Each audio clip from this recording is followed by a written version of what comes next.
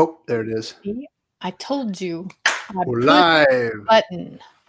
Welcome to Red Hoop Talk. I am Roy Cato-Deas from Louisiana. Hey, Roy Cato-Deas from Louisiana.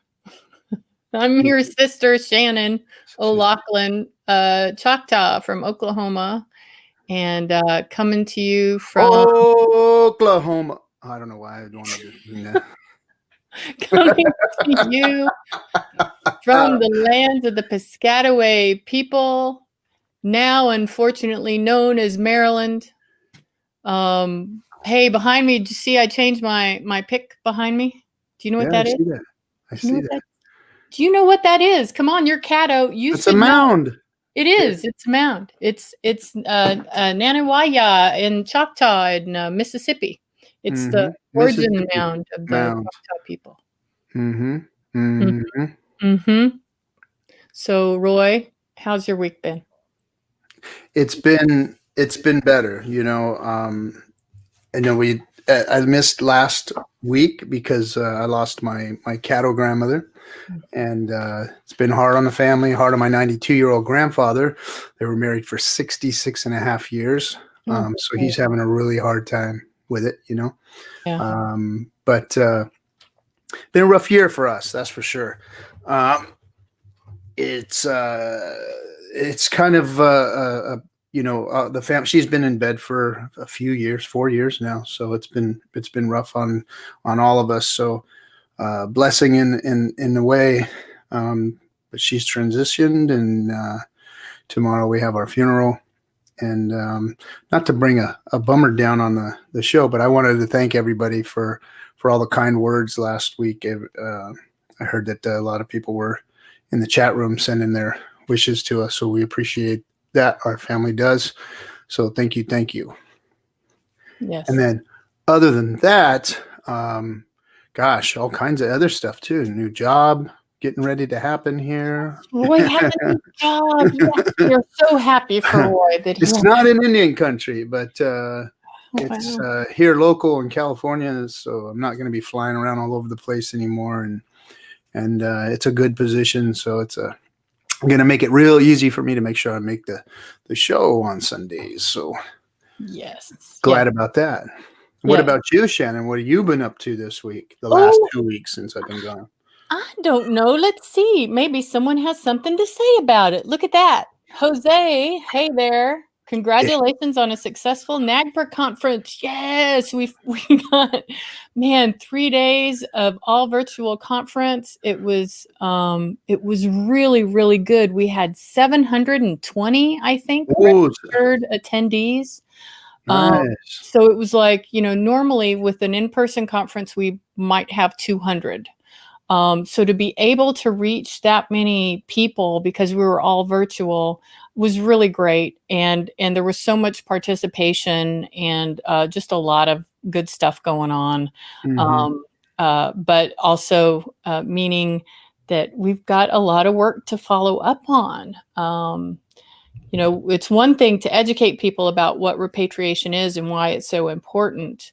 For Indigenous nations, it's another thing to really keep the momentum and build strategy that will help bring the ancestors home. Because there's I think some of our data showed that 56% of all the ancestors were in 13 institutions.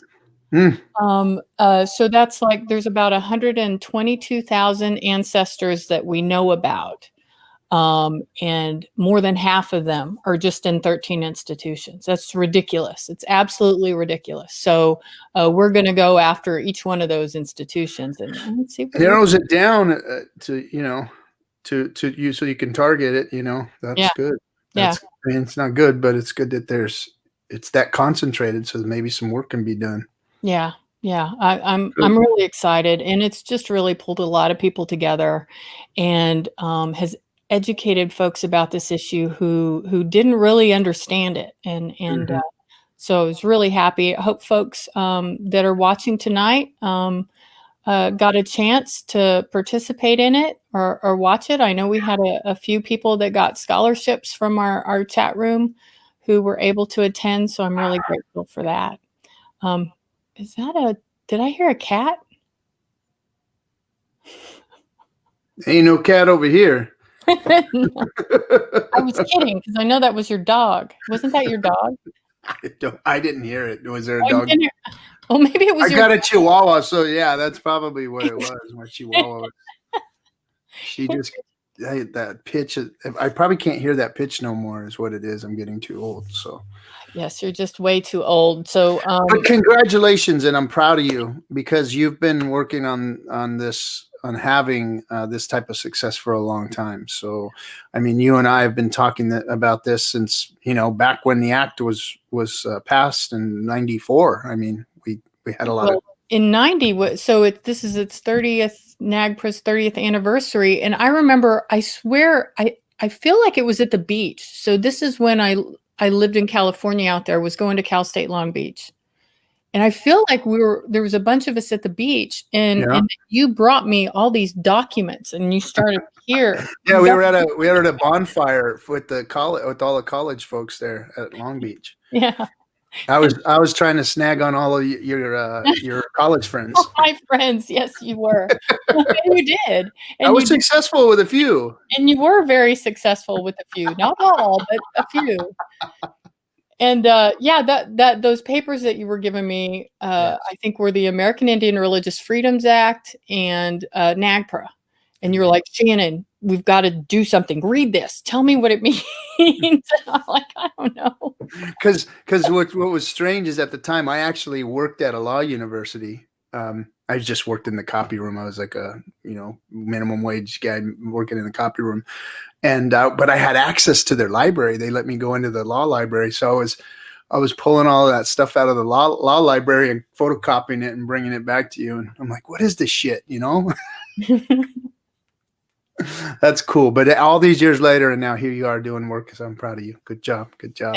Thank you. And do you realize like it's 7 minutes in? You've not talked about Tick-tock yet. Not yet. I will be talking about Tick-tock. Tick-tock.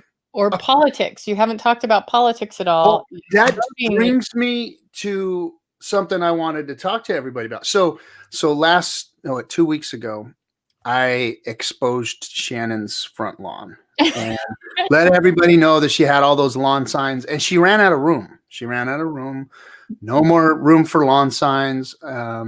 It was just, it turned into a mess. So Shannon, being the resourceful person that she is, decided that, hey, since I can't do lawn signs, I'm going to go ahead and just go get me a billboard. So Shannon started putting billboards up, and where did she go? Did we lose her? Shannon? No, I'm here.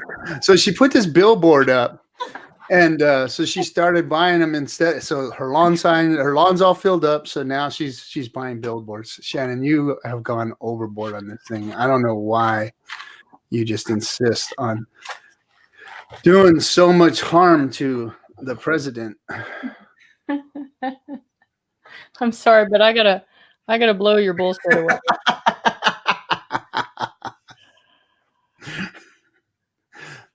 All right. Clean the place up. I don't know if we're going to be able to clean this place up. Well, I was watching a Saturday Night Live. That's one of my. I don't make it that late no more. I don't either. I watch it on demand the next day. But I was watching it, and they're like, there's this contest, and there's these two old men, and we have to pick which old man we like better, which one's more popular, and whether this one old man is gonna be the old man we picked last time, or if we're gonna pick a new old man, and it's not gonna change anything, but it's gonna be a different old man that we're gonna pick, a different old white man. And I'm I don't completely feel that way, but I kind of do. That's why I'm voting for Kamala Harris. Well, who knows? She might be, if they do win, she might be president real soon. I I don't know. know. I don't know. So anyway, so hey, and I wanted to say thank you, Lance, for the kind words. I appreciate it, and my whole family does. Thank you, thank you. So I guess it's time we quit Is it BS and then bring our guests up, right? guest time? Well, let's thank everyone in the chat room. Glad you're here with us. Please don't hesitate to ask questions. If we're not paying attention to you, just keep asking. So so Sometimes, what's that? so we you know we have a lot of people come on here, a lot of tribal officials and whatnot. This is like this couple. We have an actual couple that's coming on. We've done that before. We've had couples come on, but this is like the Indian Ken and Barbie that are coming on right now. I mean, right? Like if you were gonna go to the res store and get the Ken and Barbie out of the toy section there at the liquor store, it would be these two, right? Right? I think it absolutely would, and it comes with a little baby. And it Baby. has a little yeah. That's Ken and Barbie doesn't have babies though, right? So that's well, I'll tell you, it's That's an it's Indian Indian, it's Indian country. So yeah, we got babies that come right with the couple already. So let me tell you a little bit about our guests. We're really excited to have them on. If you've ever been looking at mural art or activism art, you have more than likely seen some of the work that they've done, and we're going to show some of it to you. But Leah Lewis and Votan they're an Indigenous couple and the creative force behind the Insurgents Brand collective. And if you're online and looking at that right now, it's NSRGNTS, and you will find their beautiful murals and artwork, as well as some of their great merch that they have. And let's just bring them up and get to know them a little more. In There about they are. Look at them. Yay, Ken and Barbie. Sorry. You just brought the show quality up. We went up on another level now. Here we go. Here we go. Another We're level.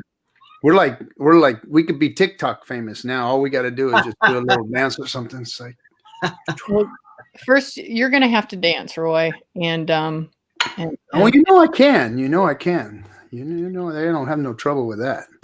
anyway, so let's say hi to welcome. Thank you for being on our show. I know Welcome. you are right in the middle of just completing a mural at Gila River Indian Community in Arizona. But you seem to be going all over the place all the time, doing a mural here and there. So I'm not quite sure where to start.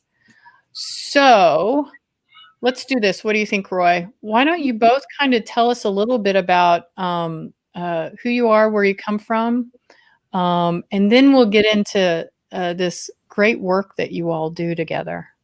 How's that? Yeah, let Leah start first, please. Okay, my name is Leah. My Indian name is Hopi, means flower. I'm Pueblo and Diné and Cherokee. And this is my partner, Votan. Hello, I'm Votan. I'm of Maya and Nahua ancestry. I was born and raised in Los Angeles. And we are artists, muralists, parents, activists. We wear multiple hats. So thank you for having us. Yes, thank you. And allowing us to be on your platform and talk about the work that we do. So we're excited about this experience. Oh, absolutely. Absolutely. So your home right now is New Mexico, is that right?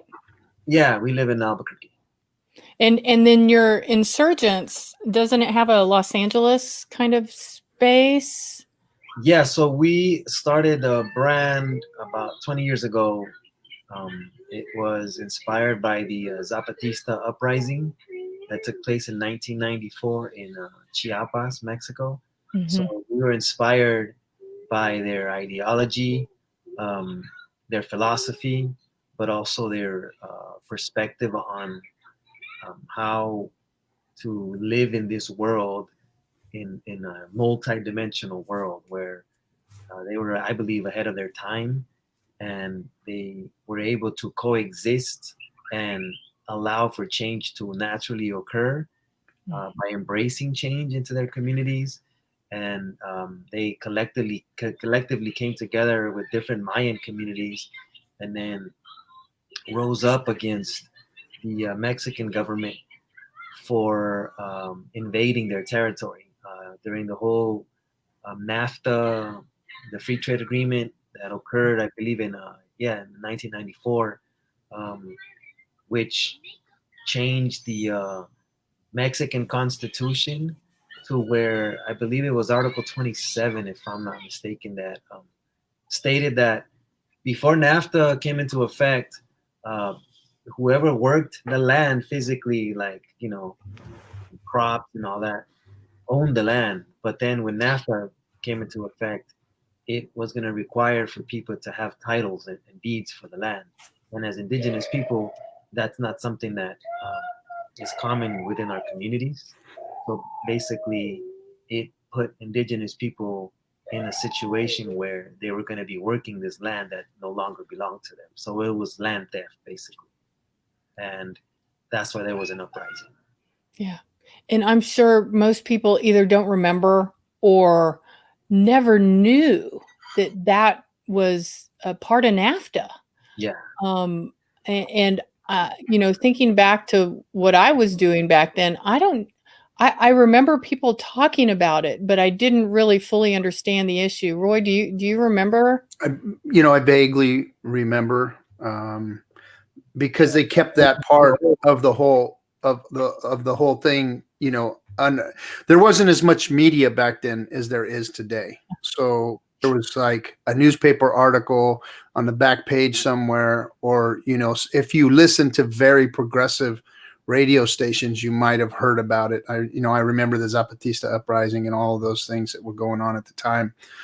Only because I listened to a local LA radio station called KPFK at that time, and they had Little Crows on that program at times, and then there were other indigenous folks that were on that at that time, and there was an activist out there, and I can't remember his name. He's still running around there. His name is Naui, and he was doing a lot of work with that, trying to bring awareness, and AIM was involved.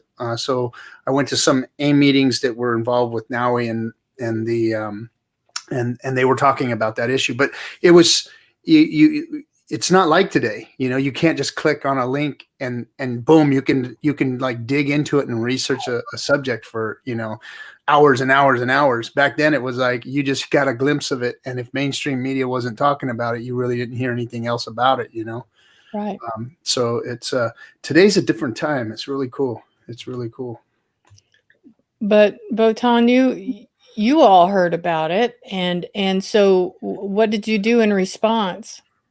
So one of the most important things was that it was by indigenous people led, by indigenous people, and everything that was poured into it came from all those Mayan communities, and they rose up and they came out of the Lacandona jungle, which is in Chiapas, and they had a spokesperson who was Subcomandante Marcos at the time, and he purposely decided to be a sub-commander because he did not believe he should command as a non-native person from that area. He would call himself a mestizo or a mixed blood, but he basically went into the jungle to try to recruit natives to revolt, which is the typical tactics used by like revolutionary parties or revolutionary movements, I should say, Right.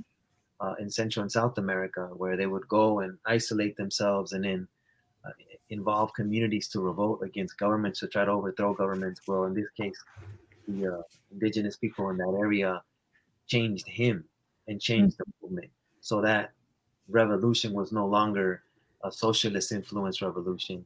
It was more of an indigenous revolution. So it completely changed his perspective, him as a person, and his own ideals. So he decided to be a spokesperson as a whiter complected individual that would be acknowledged or considered more of a human, instead of having an indigenous, brown skinned, short Maya man or woman speak for the movement. He became the mouthpiece for them. And all of his teachings came from just traditional Maya people. So for me, I think I was in Hmm.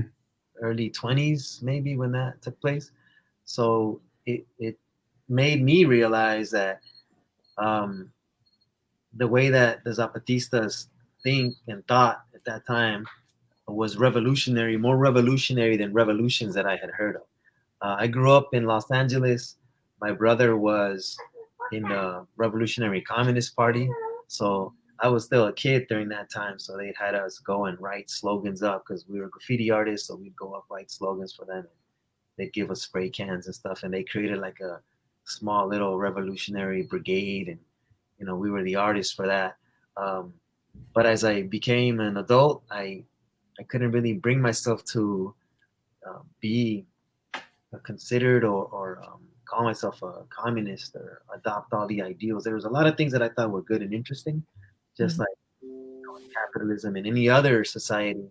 But I just felt like both, groups that were fighting, like we were the casualties of that. Like we had capitalism and we had socialism, but neither of them were dying. We were dying. Our people were dying. Because it happened in Central America, it happened in South America, interference and intervention with the U.S. in the politics, and it's still going on now. Like look at Evo Morales and Venezuela and what's happening, right? So for me, capitalism was like the evil empire, but at the same time, socialism is doing very similar things. Yeah. We had these conversations with Leah all the time. Like it's a very difficult and tangled subject to talk about. What's going on in Hong Kong, for example, right? Like look at the treatment of people in China and the workforce and all that. It's pretty close to slavery. So how is that a better option for us living in this country to become socialist? When in reality, it hasn't really worked. Neither has capitalism. For indigenous people, neither of those two has worked.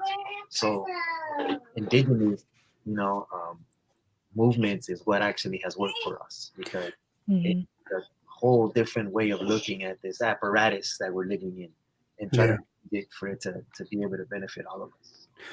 Well, it's neither one of those have ever helped Indian country in any way, to be honest. I mean, not that communism has been or socialism has been a way of government here, but the capitalistic governments always work best when mixed with socialistic programs. And like the military is socialism. People don't understand that. They don't understand that medicine. If you're in the military, you have socialized medicine. If you're if you're in a government job, you have socialized medicine. You have socialistic programs within the capitalistic government that actually make it a better place. So I think neither one in its pure form, just like anarchism or anything else, any other form of government in its pure form is any good for society as a whole. I think, they have to have some type of mixture of all of them. But I mean, that's a whole other subject to get into. We could be here for hours talking about it. And I know it's just that turns into a mess. Yeah. I mean, it's already turned itself into a mess. Look at what we got today. I mean, this is ridiculous what we have going on here today. So how did you get hooked up with this guy? Oh, it's so funny. I actually met him at a powwow of all places. Oh, surprise. Really? But kind of like nature forced us to meet because... And this was the result right here. There he is. But go ahead. I'm sorry. So we were supposed to go hiking, me and my parents, that day, and it rained, cats and dogs. It was flooded. So the only thing we could do was go to the UNM powwow over. It's usually in Johnsonville, but they moved it inside to a sub ballroom. So we're like, okay, we'll go check it out. And we did, and it was so funny. My mom met him, and she was talking to him, and she was like, "You have to come meet this guy. You'll like his stuff. Everything he talks about is what you like." And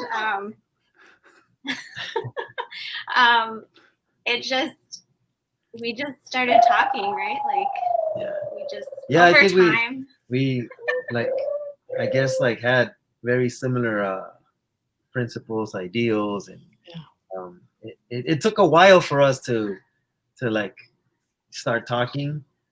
Like, you know, I was on the road on the Power Trail all the time, and she's Pueblo, so they don't really have powwows. You know, they have their own dances, and I'd never really gone to you know, those dances. You get to set up like as a vendor as well.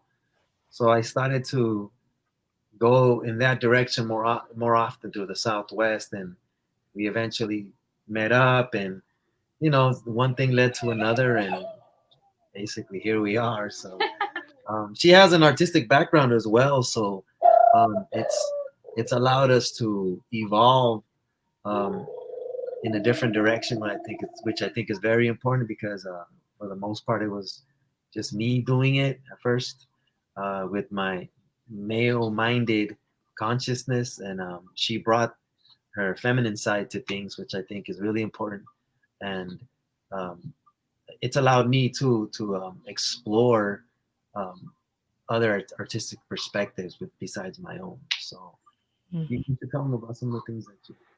So now you're a graffiti artist also then? Leah or me? Leah. Well, she's become a graffiti artist. Okay, because I mean, she's from Pueblo. I get you're LA. I mean, you're born with a spray can in your hand, right? So, but Leah, I'm looking at her going, okay, so how does she become a graffiti artist? So you taught her. Yeah. So basically, go ahead. Yeah, just being with him on the road, helping him do murals. He'd teach me at first, like, just fill in, and then soon I started learning, and he just taught me can control and how to be more refined and shapes. So I'm learning. Nice. Yeah, every time we come to, you know, big cities like here in Phoenix, like, she's always like, let's go to the graffiti shop and let's go get some let's go get some markers. And so she's like got this collection of all these markers that didn't even exist when I was starting out, you know what I mean? So it's exciting for me to see the evolution of the craft, basically. And it's been intriguing too, because I had stopped doing graffiti for several years. I was going to college and everything, but just the environment was just ripe enough to be able to pick it back up and get back into it, especially how it's evolved too with wheat pasting, which is a very common thing now, right? I'm sure most of you are familiar with it. Some of the people that have gone very well known for it was Shepard Fairey. You know, Banksy has done a lot of it, mainly, I guess, stenciling and stuff like that. But we just felt like growing up in that environment, you know, we had to create a voice for ourselves and for our communities. And, do y'all feel like because I have heard this before, that oftentimes the native graffiti artists and native artists who aren't doing traditional art often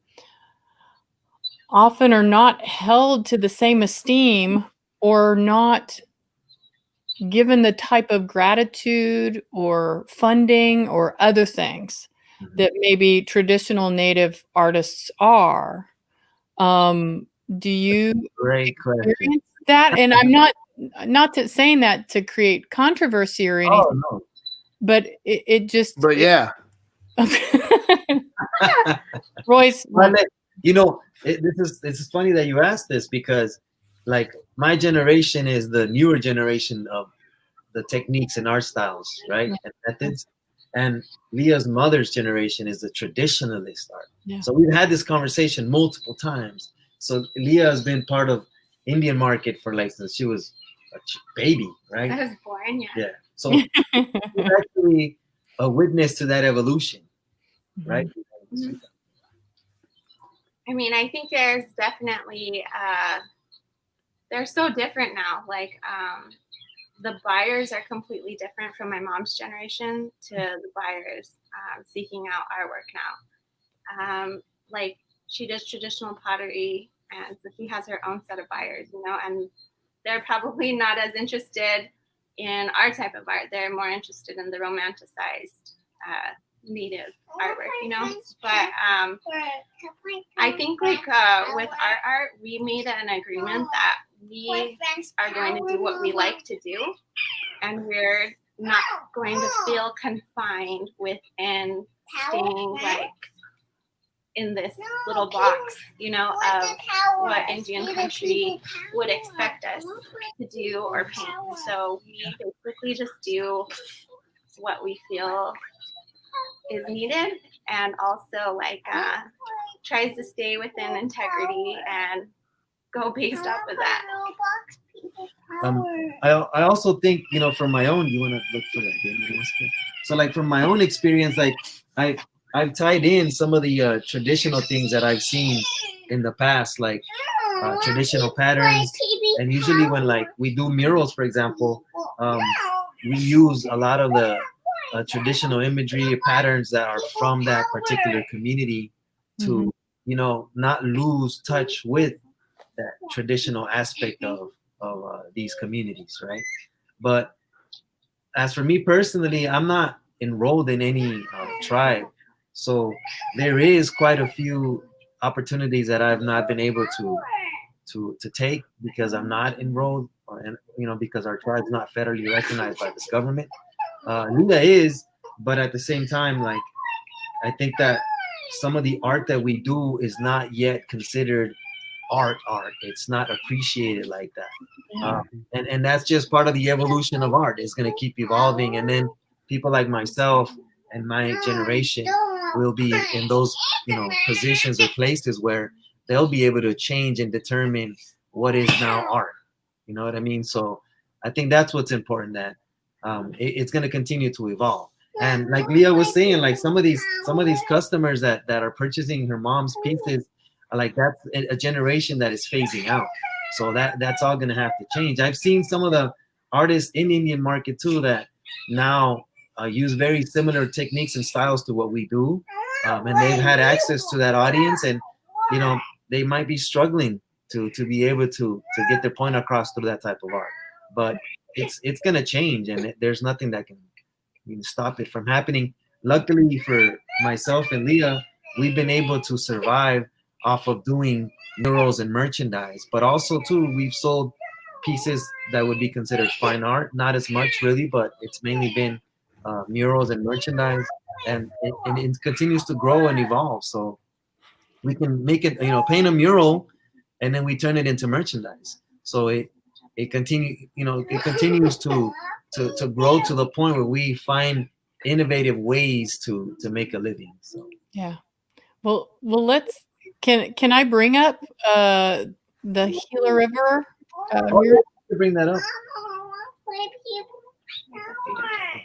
Is that showing? Yep. Yeah, your Instagram post.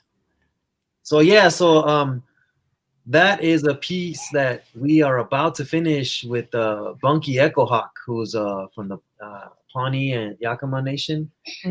He's actually over there now. We're supposed to finalize it. We're going to add a word which means our way of life to this piece. This is all connected to the native vote awareness that's taking place right now.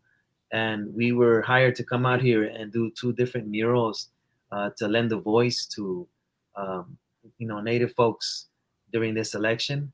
And although personally I don't feel like I identify with either of the parties, but I it's very difficult to even consider that my vote is going to make much of a change when the last 2 Republican elections were stolen, and we have to be truthful with what we say.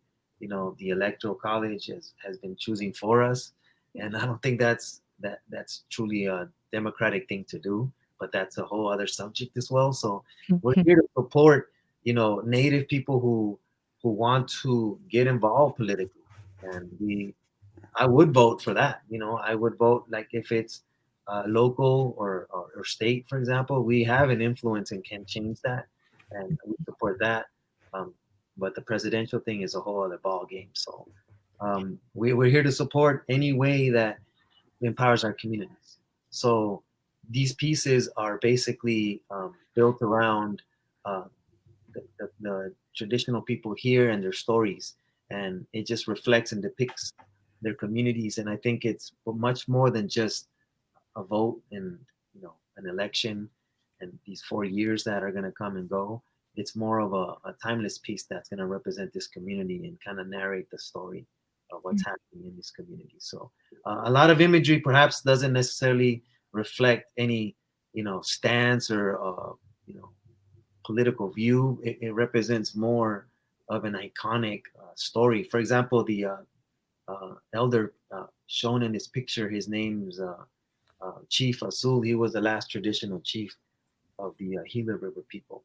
Mm. And he was able to bring together communities that were at war with settlers. So he created a truce amongst his community, and he was a great leader. So for the youth to see this and remember these stories, I think it's a good thing for us to look up to people like that. So that's what, you know, came out of the conversations of creating this piece. It wasn't like we came here prepared already, determined what we were going to do. It just organically evolved into this. So I think that's what's one of the most rewarding experiences, is to just hear the stories and some way channel it into this piece itself. Yeah. Yeah. And it's beautiful. And anyone who says that's not art, I'm not sure who they are. So Lance's, I'm switching to something. Lance's, and I think Lance is, if I remember correctly, Lance, I hope I don't get this wrong. I think Lance is also Pueblo. And so and what I'm wondering is if there's kachinas that eat politicians, or anyway, I saw that, I had to bring it up. So I know Leah had to take care of the young man. You know, putting Balam to take a nap. He's breastfeeding still, pretty big, but he's there's still a good bond of love there. So we encourage it. So, but she'll be right back. Just a couple of minutes. That's okay. That's okay. And Jose says that he's proud to have that mural in Arizona. Oh, thank you. Yeah. Thanks, Jose. Nice. Okay, so I want to share some of the work that's on your website, because I know that's going to lead to other conversations, if that's okay. Yeah, Unless, Roy, you're about to ask. No. No? Are you sure, Roy? Are you sure? That's. If there's something that I should click on here, Votan, just let me know. Yeah, I mean, you can go. Everything that we've created throughout the years has a story behind it. Yeah. So in a way, we feel that we are like practicing oral tradition through visuals, right? So nothing we create is without purpose. So everything that you see on our page, whether it's murals, merchandise, we try to have a story come with it. Like, for example, this piece you're showing now, the Makaska or Makaska, I'm not Lakota or Dakota, so I might be destroying the word, but there was a whole controversy around that in Minnesota, where they were trying to rename Lake Calhoun back to its original name, which is, I believe, white has something, the name White, I think, White Lake or White, something like that. But it's in the Dakota language, and the community was trying to change it back to the original name, but white people were spending money on trying to keep it Lake Calhoun, and Calhoun was, I believe, the vice president for Andrew Jackson, who was known as the Indian killer, right? Right. So he had the same ideals as Jackson did. So he wasn't even part or lived anywhere near Minnesota, but yet they were honoring him. So just kind of moronic to name it something that, after a person who had nothing to do with that area, but was associated with the person who was involved in the forced removal of Native peoples. So they changed the name back successfully, and at that time that was taking place. So we were hired with Leah to go to Soundset in Minnesota, which is like a huge hip hop concert. They gave us a prime location. They flew us out there. They housed us and everything. And I thought this is a perfect opportunity for the hip hop heads out there to understand the greatness of Indian culture and realize the struggles that are taking place here right now while they're partying, listening to Lil Wayne. It was a beautiful experience. And we had great, amazing conversations. We met great, amazing graffiti artists there as well. And I think it turned out to be a very successful event. So, Yeah. I mean, she was there too. She was mingling and huge fan of Lil Wayne and whoever else performed. Not Lil Wayne. Easy, I don't even know some of these guys, but most importantly, I think that we have these platforms that we are gifted or blessed with, and we use them to address all these issues that we've been facing as Indigenous people, and hopefully we can further the conversation and education through the work that we do, but also change people's perspectives on what's happening in our communities, and perhaps they can get involved and help create that change, because it's not just going to happen with us, it's going to collectively happen. Mm-hmm. Yeah, Sonny likes your mural. He says, I live in Duluth, Minnesota. Your mural here at Cho touches my heart every time I see it. Thank you. So is that the Indian Center? So you can go back. You were scrolling that on those murals there. There's the next one. The other way, sorry. Back. Oh, it's not back. Keep going. Two more. Go back 2 more. 1 more. There you go. So yeah. So that mural was a collaboration with ACO, the American Indian Community Housing Organization in Duluth, and with Honor the Earth. So that was on their building, right? Yeah. Their housing facility. And it's about 3 stories tall. Right? Wow.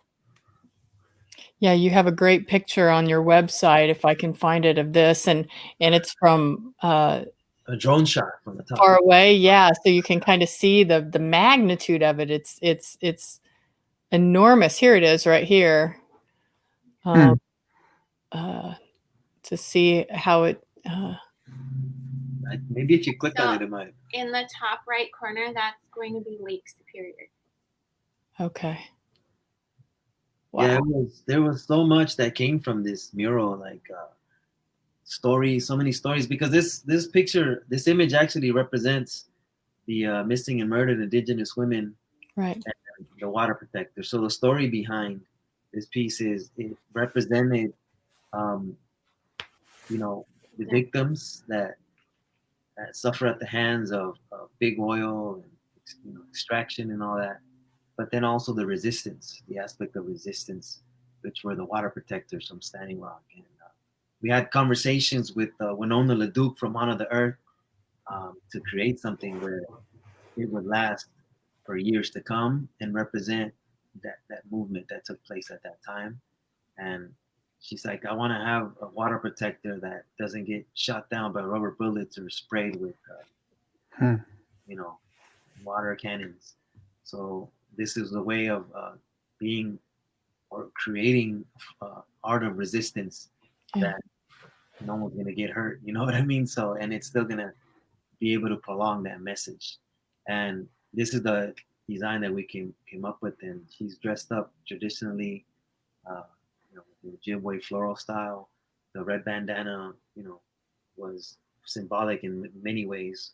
It represents the silencing, but also the covering your identity as a rebellious water protector, but also again tying it back to the Zapatista movement. The Zapatista women would also wear bandanas like this, so we tied that all in together. And one of the most important things I think about this piece itself was that while we were there, you know, we were able to experience the whole thing. The horrible stories of women being kidnapped and that and whatnot. And Leah herself experienced something that was pretty intense. I'd let her speak about it, tell you how it all went down.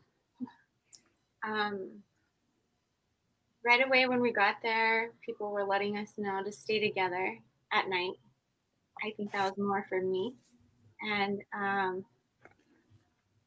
I felt it was pretty safe in the daytime to go down the street and go get us ice cream. And when we went to the CVS there, I had been followed, and I was getting followed in the store to the point where the man was like waiting for me by the door. So when he saw that I was paying for my items, he went outside and got in his car, and he was waiting to see which car I got into. So I waited for other people to leave at the same time. And when I left, I was pulling out, and sure enough, he was following me. He was waiting. So I had to just drive until I found a police station, and then he finally drove away. But that just really showed how real this is. And awful, the stories that we are hearing. Many women were telling us that, I guess down here, I'm so used to hearing stories of women. It's like friends of friends. It's not like my sister or my mom, but up there it is. And it's very real. So that was a really big wake up call about how close it can be. And, we and where was this again, Leah? This was Duluth. This was in Duluth. Yes. So this was in the summertime, the summer of 2017. And we had so many people come up to the mural, and they had missing relatives, and they wanted to help contribute on this piece. So it just made this piece feel so much more powerful with all this intent in it and what it represents.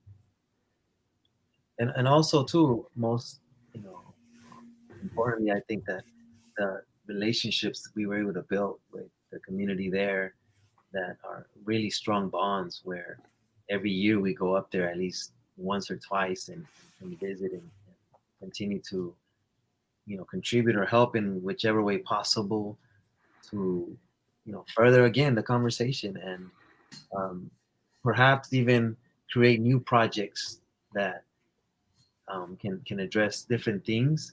And we're constantly working to help better the situation, right?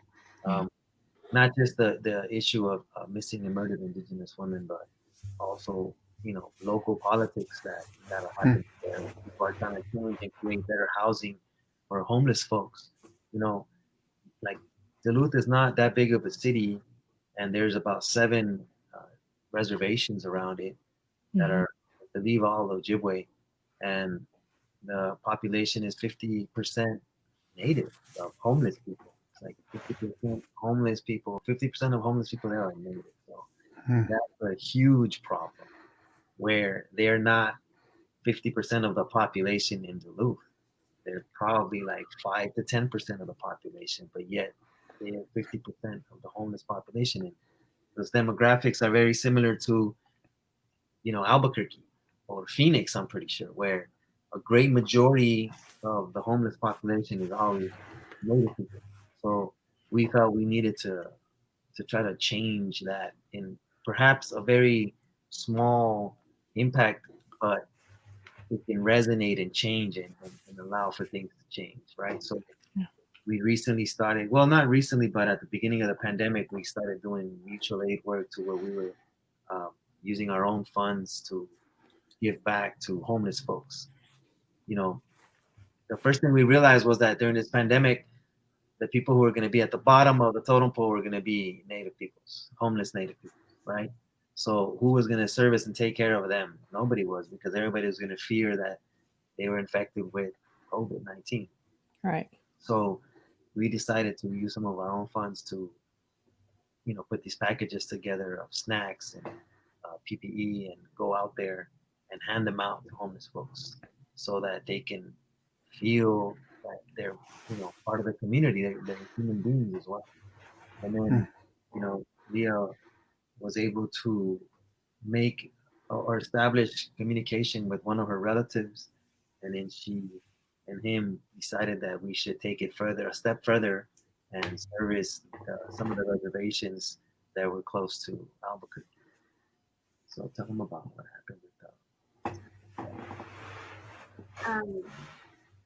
So I have family who's in Tuba City, and right there, that was a major hotspot for COVID cases. And we were hearing how many people weren't getting supplies, many people weren't getting food.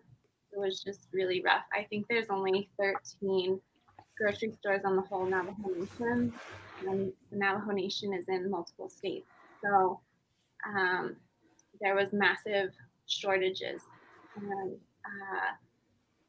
my cousin reached out to us, and he was telling us he had the connections to go inside and distribute. So we were the ones to gather, and then he would go into the reservation and distribute for us with help. And it was great. We serviced multiple chapters in the Connect community, and then we also went to Hopi, and that we ended up going to Minnesota. Yeah. And so then it started to grow. Yeah. To the point where like we couldn't, you know what I mean? We couldn't meet the demand almost, because like Leah also thought of, creating care packages for the children. So she started putting together, just small things that would entertain the kids who were quarantining, and just little snacks and, toothpaste, toothbrushes and stuff like that. So it also helped, the younger generation to feel acknowledged and perhaps cope a bit, better by having just little trinkets to entertain themselves with. And then of course we took it up a notch, and we ended up going to the Little Earth community in Minnesota, which is like a native, like they're kind of like projects during the whole uprising due to the George Floyd incident. A lot of the stores were burned or shut down around that community, so they had very little access to just necessities. So we contributed some of whatever we had from, doing, the packaging for families. We went up there, and then we ended up taking good as well to ACO to some of the residents that building. So, we just stayed busy trying to evolve as a brand and as a collective to where we can meet, needs of our community, and perhaps inspire others to do something similar, so that we ourselves can bring about this change. Right. Perhaps it starts off in a small, in a small increments, but eventually it can evolve to become something bigger. And then a few years back, I did a mural in Ecuador. So I met the community out there. It's called the Shuar community, which were one of the unconquered tribes of the Amazon. And we stayed in touch. We did some murals out there, came back, and then it turned out that their community was being affected heavily by COVID and negligence, governmental negligence, as always, right? So they were basically, pushed aside. No aid was provided. So we were in conversations about that, and they asked for aid, and we were able to help them out as well a little bit. But at least we were able to, make that happen. And most importantly, I think it's that ability to just do the work and believe that things are going to work out without fearing of how it's going to happen, right? And I think that's what holds us back a lot of the time. Out and doing all these murals. We've been so busy this year, busier than a lot of the years in the past. And I'm like, man, we're like in the middle of a pandemic, and we're like, there's so much demand right now, and it has to do with the political environment as well. So all these things are tied in together, you know what I mean? So we feel that we have to be very careful and cautious about coming in contact with people, because we've traveled a lot, we've quarantined, and we've taken care of ourselves, which I'm glad we've been safe, but it's always a little fearful to come out here and do things, and at the same time it's like we have to face those fears too, and and responsibly face those fears, right? And try to make a difference. And Yeah, well, and that's what impresses me so much about the both of you is that, when we think about artists, I think generally there's this idea that artists create whatever it is that they do, and that's their contribution to society, right? But Indigenous artists, for the most part, that's not how we work, and that's clearly not how you all operate. It's about giving back. It's about creating a voice, a loud voice. I mean, when you're looking at a mural 3 stories tall, that's such a powerful statement without having to, stand at some podium and shout it out. The power of that mural is enormous, and the fact that you all are giving back to all these different communities. To me, I mean, it's your untraditional art has created a family, you all, that are the most traditional and close to values and close to culture than anything. So, screw those people who say that's not art. Are you kidding? It's more than art. It's indigenous art, right? It's activism. And also too, like we grew up during the hip hop culture and the evolution of hip hop culture, and as Indigenous people, we have contributed to that culture, right? Whether it's through dance or emceeing or whatever, there's always been Indigenous people involved in the entire process of it. Yeah. Right? So what's also important too is that if you pay attention to hip hop culture and the way it came about is the lack of resources, right? Yeah. The art programs were being stripped away from our communities, and what creates culture is art, right? Art creates the culture. So we were being stripped of our gifts, right? So programs, defunding programs, the whole Reaganomics and Reaganism and all that took place during the 80s, and that was so devastating to our communities. So, we coming from the hip hop generation, they took instruments that weren't meant to be instruments and made instruments out of them. And influenced by their parents and that generation, they sampled music, right? So the sampling of music is really accredited to hip hop music, to where they would take a beat or a song and change it to fit whatever narrative they're trying to portray through their music. So a lot of that has trickled down into the art that we create ourselves, where we see imagery, we see iconography, but it doesn't reflect us. It doesn't reflect who we are. It doesn't tell our story. So when our children are looking out at the world, they don't see themselves. So we felt that we needed to change that as well. to do huge, large-scale pieces that depict who we are. So when the rest of the world comes here, they see us. It's loud. It's there, and resonates. But also too within merchandising, right? We use. We're inspired and brainwashed. We had this conversation with you, Shannon, about how these logos are like hammered into our subconscious, and when we want to create, it ends up looking like a logo from a team. Why? Because we grow up like basically forced to adopt and wear these logos. So one of the most amazing things to do is to switch those logos and have them address and represent something empowering to our communities. So they end up becoming our logos, just like appropriation works with, Pendleton, right? They've appropriated that from us. So here we are with these corporations, and we're taking their logos and we're flipping them around to tell a different story. Yeah. Yeah. Now we did win a World Series there, so hey, 30 years, man, 30 years. Well, it's like World Series, but they didn't play against the world. US. Hey Roy, did we grow up during hip hop? What did we grow up during? White Snake? What was so yeah.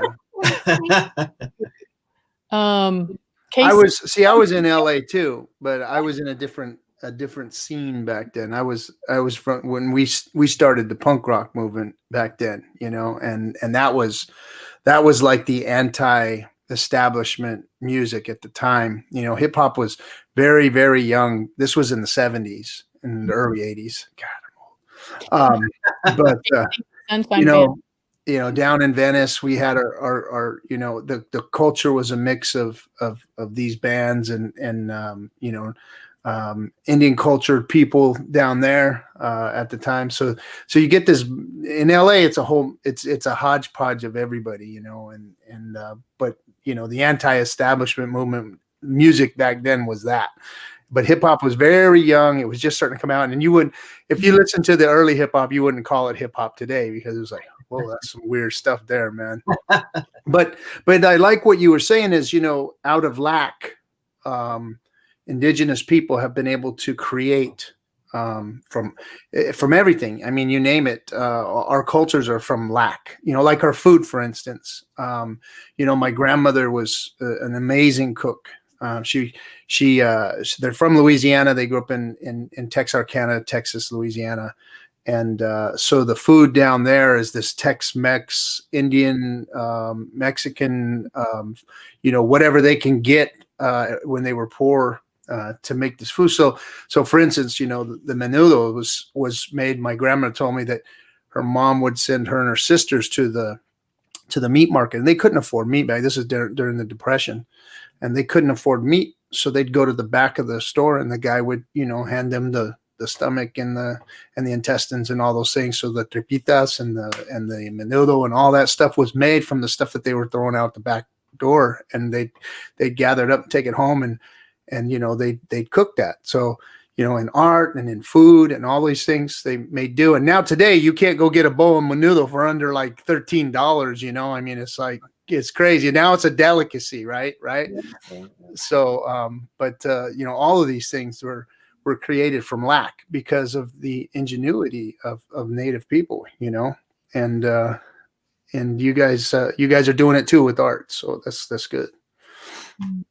Yeah, I think one of the most amazing things, even here in Phoenix, for example, like most people don't know, and I just found out this today, that there's all these waterways, these canals that were built here, and they were built by the Native people from here, from the Oda, so they were already established there. They had irrigation systems, right? So technology has been part of our cultures since time immemorial, but yet they make us feel like we were uncivilized and we needed to be civilized, right? So they said that the reason why Phoenix is called Phoenix, how the story goes of the bird that, sets itself on fire and rises again from the ashes. They say that the Native people say that the name came because this was already a place created by native people, and it was destroyed by settlers, but yet people were able to rise from that, right? Mm. Now indigenous people here, have, large parcels of land and are becoming active in so many different ways that are more and more sovereign, which I think is very important. We need to lend, support to those voices. So, yeah, we've struggled and as indigenous people, and we've gone through the most difficult situations you can imagine. But luckily for us, and as a blessing, we haven't had to suffer what our ancestors suffered. Rape, slavery, murder. I mean, we're not going through that, so we should be able to thrive. Although we do experience and still suffer from post-traumatic stress disorder, right? Generational trauma.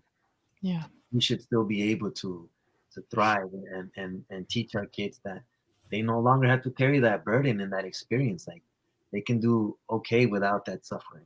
We recently went this year. Actually, we took a trip to uh, Hawaii in support of Mauna Kea. We wanted to go earlier on, but so many things were happening at the time that we weren't able to take that trip until the beginning of this year. But it was a life-changing, life-changing. It sounded like an old man. It was a life-changing experience for both of us. And Leah brought up some very important points during these conversations that I think she should share with y'all. Which You was remember? About how we were blessed with all the whole entire trip, and how we were feeling guilty. okay. I think doing the work that we do, there's a lot of expectations for us from our peers, our fellow Native people in activism. So we had a funny situation take place when we went to Hawaii. So a grandmother was supposed to go with us, and her name is Mary Lyons, and she was supposed to go with us on this trip, but she had something come up right away. Yeah, I believe she had to be in DC for MMIW march, Mhm. and she was I think one of the headliners for that march. Yeah. So she wasn't able to join us. So it ended up just being me and him going by ourselves. And we did. We went, and so she set things up for us. So we get to the airport, and we had reserved a little car for the week. And when we get there, they tell us, "Oh, the car you reserved is sold out, so we're gonna have to upgrade you, but it won't be at any charge. So you can either take this 16 passenger van, or you can take this convertible." There's no thing convertible like this. Convertible. So we're like, well, we don't need a 615 passenger. But go ahead. Keep telling So we left with the convertible, and we got in, and we're like, should we put the top down? And we're like, we're in Hawaii, I'll put the top down. So we're driving. It was beautiful, gorgeous, and so we went to go find our the place we were staying, and we get there, and it's up this big hill, and there's these massive gates. We're like, are we at the right place? So we punch in the code, and the gates open, and it's this massive mansion overlooking the ocean. So beautiful. with horses and like, Oh my God. like crazy. And it's like, what the hell? What are we doing here? Like, but Thank you, Grandma. But it was just so funny that on that trip, so many things, not only on that trip, but in life, like in this life. And I feel that so much of that stuff happens to us, but I feel it's because we give back so much, and we are receiving a lot of blessings in return. Yeah. So Good. we find ourselves in these situations, and then it's funny because we feel guilt. like we feel guilt about enjoying them and having them. So one time we got into a discussion, we're like, why do we feel this way? Like, let's dive into why we feel this way. Like, where is that coming from? But then, do you want to explain what we came up with? Yeah, well, we thought, okay, is it wrong for us to enjoy this convertible Mustang in Hawaii? We're here for Mauna Kea, but why can't we enjoy driving there in a Mustang? Like, you know what I mean? And not to sound like a capitalist pig that wants to consume irresponsibly. You know what I mean? You should have took the socialistic bus, the van is what you should have done. And then your heart would have been okay. So I was like, okay, we thought, okay, how do we approach this? Like, why do we feel that we have to be broke to be real, to be woke? Why do we feel that we have to suffer? Why does that have to be our narrative?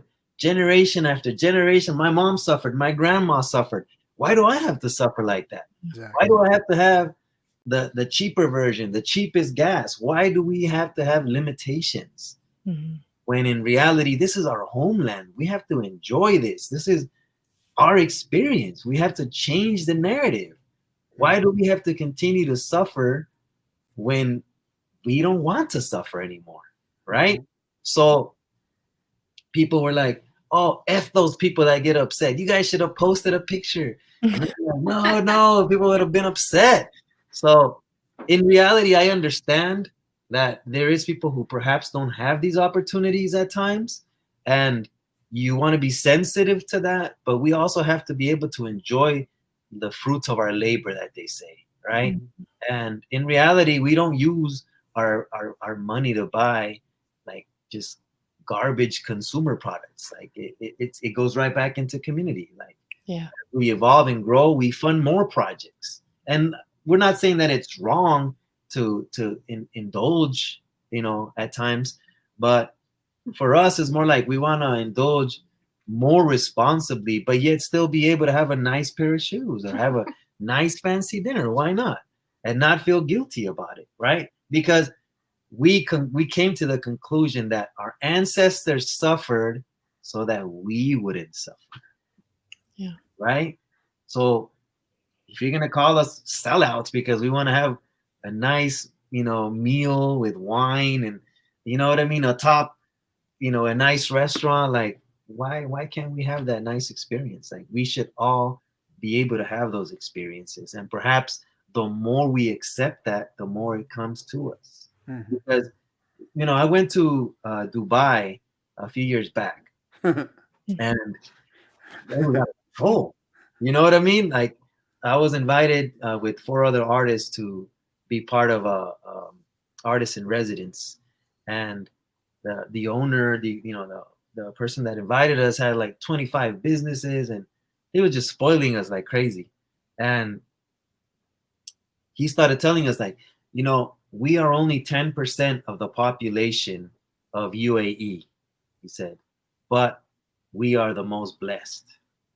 And it made me think of Indian country. Like, I don't even think Indian country is 10% of the US population, but for sure we are the least blessed, and this is our homeland and it's tons, at times bigger than the UAE, but yet we're not benefiting from that in almost any way. And I'm not saying that we should change our traditional ways and become consumers, but I'm saying enjoy our sovereignties, enjoy, our travel, our cultures without necessarily feeling that someone is going to be offended or hurt because of what we do or because we have long hair or whatever the case may be, or piercings, whatever, all these things. Colonialism continues to enforce upon us, and yet we don't seem to evolve like we should as the stewards of this land. And we need to have these conversations. I perhaps am wrong in how I'm seeing things, but if we can't have these conversations, things are not going to change. And we don't want to continue to suffer. We don't want to live in poverty. impoverished reservations or barrios or whatever it may be. Well, You know? there's no reason anybody should be unsheltered, like on our homelands. These are our homelands. Yeah, I agree. I mean, Shannon, she's been spending a lot of money. She had put up this other billboard, and she put that came out of her own pocket. That's like fun money for Shannon right there. But see, that's what's important, right? Like that you can do wise and amazing things, clever things with funding if you're able to obtain it. oh boy, look at this, what Lance said. Old George Catlin art, Indians looking pretty fancy. Remember the old Catlin photographs, all with the everything on. You know, you're really onto something here. I mean, we've been the stewards of this land. We have been successful stewards of the land and taking care of the land, and the land taking care of us until 1492 or thereafter. They were sailing the ocean blue.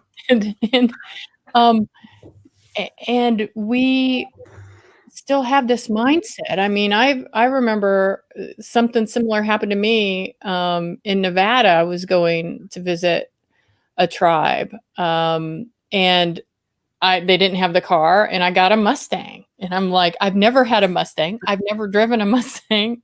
It's like, I don't want to go on the res with a Mustang.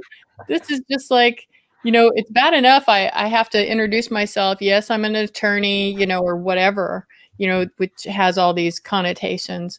But then to drive up in a Mustang, that's just like... Y'all ain't been to Shakopee. You should go to Shakopee sometime and look at some of the cars they drive over there. There ain't no poor Indians over there. I'll tell you right now. There's Bentleys in the parking lots over there. Yikes! but they know how to enjoy their money. I'm gonna tell you, they do. They know how to enjoy their money. You go out there in the winter, and ain't nobody there. They're all in the islands somewhere hanging out. they're enjoying that environment out there. That's for sure. Yeah. I agree with you. Enjoying the fruits of your labor is all right, and especially when you do the work you do. And I think that's just a part of the blessing that you get is being able to share experience. I mean, look, you guys didn't drop coin on that Mustang. It was dropped in your lap, and you were there for a reason, doing what you were doing. And of course you got to enjoy it, and you got to learn the top down, that's all part of it. And you should enjoy it, and that mentality, like you said, is like, well, our people have always suffered, so I need to suffer too, right? Right? Isn't that kind of like how it just continuously perpetuates into us, generation after generation after generation? It's like, no, we're supposed to suffer, and because they suffered, I got to suffer too, and I'm gonna go out and do the work and just suffer the whole time, And but you do have to. What do they say? Sometimes smell the roses, right? When you're in them. Yeah. So. Well, listen to Jose. This is really good. Sorry, it's kind of blocking out y'all's faces. if we're impoverished, we're seen as not trying hard enough. But if we seem affluent or well off, we're seen as being excessive. Exactly. In the American mind is just living off the land, romanticized as being all poor.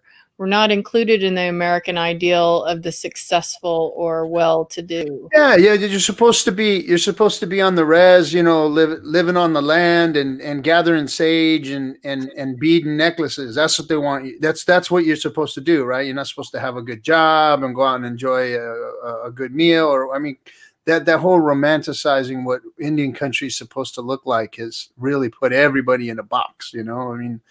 It's not right. It's not right. And the mentality needs to go away. I really like what Jose said, though. Exactly. Being excessive, right? You're being excessive, but if you're living within your means, how can you be excessive?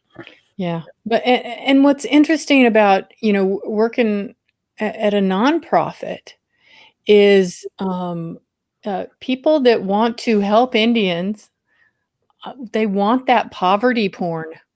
I mean, I hate to call it that, but it's like they want to know that their dollar is going to that coat that child's going to wear. They want to know that their dollar is going to the meal or the whatever, but they're not willing, philanthropy mostly, those big foundations, they're not willing to help us, people who are in Indian country, where we can indigenously lead these kind of the strategies and the programs to build a way where we all can be successful in the way that we value, right?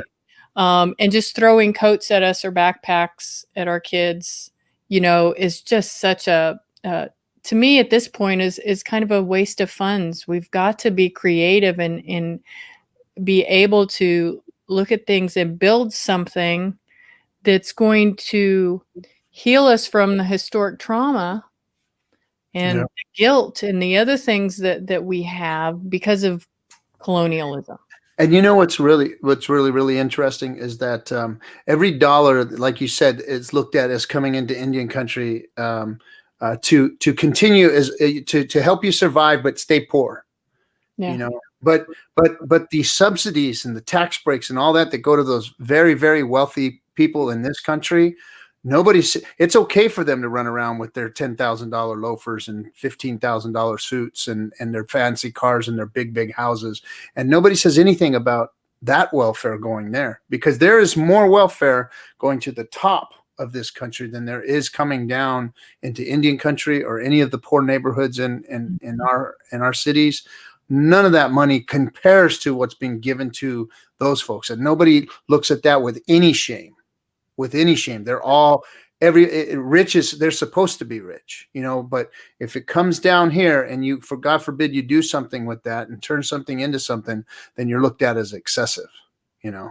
Right. Yeah. So our corporations have standing as individuals, have personhood, but our trees don't, our water doesn't. And some of us don't. Right. We're talking about trees and shit. Some of us don't have personhood, you know. They can give a shit. They'll gun you down if they want to, you know. I mean, let alone a damn tree. Yeah. So what's in the works for y'all after this? You got a few more days there at Gila River, or what are you doing next? Yeah, we have we're gonna finish. Yeah, we're gonna finish here in a bit, and I guess in the next day, and then take quarantine for a little bit just to make sure we're okay. And then we have several other projects, other murals that are in the works. I believe they want us to come back and do a couple of more here, but also I believe in Tucson. So we're just going with the flow, you know, like wherever it takes us, we'll be able to be there. I mean, we've kind of shifted our strategy to where before we were at powwows and feasts and street festivals and stuff, and now it's more like we have an online store, but we also do the murals and whatever else we can out there to contribute. And it's an evolving thing, and it's taught us so much. It's taught us to like spend more time together as a family and like really get to know each other, as opposed to like, all right, I'm out, I gotta go do this and you gotta do that, So it's even helped us to refine our skills as parents and as a couple. Yeah. I'm sure it's been tough for half the world, perhaps more. Oh yeah. To have to sit there and spend so much time with the person, you know what I mean?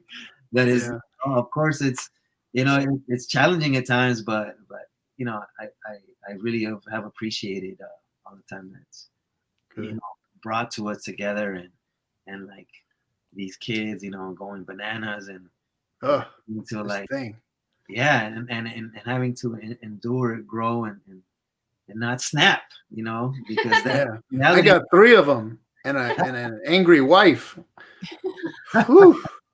Man, oh man. No, I was in Phoenix working a couple of weeks ago when my grandmother passed, and at that same time my wife got sick very, very sick, and my daughter got sick, and my wife never gets sick. She's like bulletproof. And I was like, oh boy, what's this all about? So I came straight home and went to my grandparents' house, and I've been there ever since. So my wife, we had to go get the COVID test because we were worried about the situation. And luckily we came back negative, and they had a stomach flu or whatever, my wife and my daughter. But man, this being quarantined and oh boy, what if we have it? Now we gotta all stick around the house inside for 2 more weeks, and it's man, it's getting a little bit crazy, that's for sure. Yeah. So I was looking at some of the merch that you all have on there, and you've got these wonderful. I'm not sure what to call them because I'm not very cool. Let me pull them up. You are very cool, Shannon. You are very cool. You're very cool. And I'm supposed to coming from Roy. That means something. Well, this other billboard that you just purchased too was very cool. I thought that was a good one. What the hell? You have got a lot of those. You've been doing well, haven't you? Oh my, Roy. Yes. Yes, that's me. That's where I spend all my money. You put a lot into those billboards, Shannon. I mean, I thought the yard signs were a little excessive, but this is like going to embarrass Indian country right here with the billboard excessiveness. Okay. We're talking about art. I don't know if everyone can see this who's watching very well. I'll try to increase the size, but I love these. What do you call because they're like cartoons, but they're not. So go down to the LA one. I want to see that one. Which one? Go down, right there. Land back. I like that. That's cool right there. Oh yeah. I like that. See, I'm LA too, so. Land back right there. But these are like awesome. So there, that's actually Leah's contribution to, to the brand. We collaborated on these images, and I'll let her speak on that. Okay, so as I was growing up, I was heavily into like Hello Kitty and Sanrio and all those little Japanese characters. Yeah. And then they came out with a style of art called Kawaii art. So there's also chibi art too. So that's when you have characters with like they're out of proportion. They have like big heads, right, size, and they're super cute. They are. They are super cute.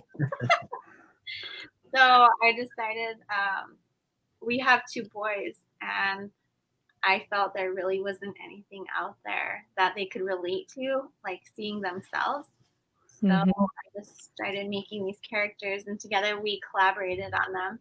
And now we have all of these characters. So I just really wanted our Native kids to be able to see themselves within popular culture in a positive way. Yeah, they're beautiful. They're awesome. I love them. They're cute as hell. But yeah, and here's some others. Oh, I love these. They're just beautiful. They're wonderful. They are nice. Okay, I'm shopping. Okay, go ahead and ask questions, Roy. I'm shopping. Hold on. I want to know more about land back. You're sold out. What? I'll get the charger. Okay. So the whole land back, has kind of like that's dope. Been a movement that has kind of evolved into even places outside of Indian country, which I think is very important and amazing to see. But I think that it sounds perhaps like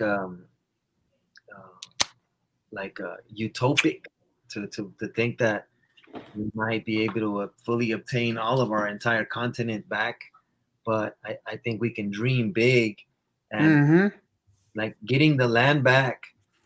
I don't think necessarily just Conga. means like the idea of us reclaiming back the entire continent, but I think it has to do with like the rights over the land as sovereign nations, like how we treat the land and how we allow for um, colonization, neo-colonization to continue to occur. And we need to reclaim our own communities within even reservations where Yeah. they're extracting and destroying and renting out native lands to destroy them. Yeah. Right? That's And part. it's in our DNA to protect this land. It's in our DNA to caretake this land. It's just part of who we are. You know, you Yeah. can't remove that from an indigenous person. You know, the land is important to us. Place is important to us. Yeah. So yeah, and like even with the conversations we've had with Leah about how we treat the land is how we've treated our women for hundreds of years, right? So even the Yes. conversation of that, right, is like allow for the land to replenish itself and heal itself, because we don't even allow that to happen, because I'm our ego getting that is one. so big that we feel that, oh, we have to save the land. More like land has to save us, from ourselves, right? And iconically, going back to the logos, like the issue that took place years back with the building of Dodger Stadium, and the community of Chavez Ravine, where they were displaced by Yeah. the Dodger Stadium, right? So we felt that they were trying to repair the relationship that they severed with that indigenous community that was living there at the time, and we just felt that um, we were going to take the LA that represents Dodger Stadium and the Dodgers and that land theft that took place, and talk about land back, and just also use it for your own Indian land. And if you think about all these teams and logos, where these huge stadiums are and huge parking lots, it's usually on Native people's land, whether it's Cleveland, whether it's Los Angeles, San Francisco, the Ohlone lands, so all these places where these things are, these teams are built are, there was land theft. And on top of that, a lot of these logos that mock our culture and who we are as a people as well. So we wanted to jab at them as well by kind of taking back and empowering ourselves with some of that. Nice. Awesome. Love it. Oh, nice. That's cool. That's cool. Love I'm it. going shopping. Yep. I'm going shopping. There's some good stuff in there. I'm going Yeah, shopping. even like one of the most popular collaborations we've had was like the whole Decolonize with the Dodger script, right? Right. Yeah, yeah. Um, Yeah, that was good. and just having that conversation and not just creating one T-shirt, but making a hat out of it, making a patch, like doing stickers, sweaters, and just allow the word and the conversation to just continue on beyond our communities, right? At first it was like we were colonized as native peoples, and let's decolonize, right? And then it turned into decolonize our diets and decolonize our minds and not decolonize this space, and everything turned into decolonization. So we were right at the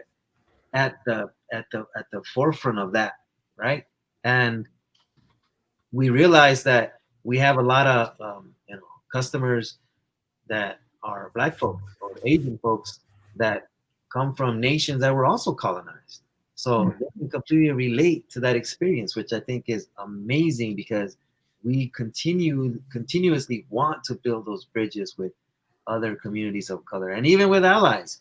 White folks like that want to support and help our cause. Like we're not going to turn that down. Like I said before, we have to collectively come together to truly make things change in this country and perhaps around the world. So, the colonization, has affected us all, even the colonizer themselves, even though they don't admit it or realize it, it affects them as well. So we want that, to change. And we want to even have those conversations of what is decolonization? What does it mean to you? You know what I mean? And I'm asking both of you, what does decolonization mean to you? So let's turn it around and interview you guys. Oh, to me, First time anyone's ever really asked us a question. Yeah, nobody wants to know usually.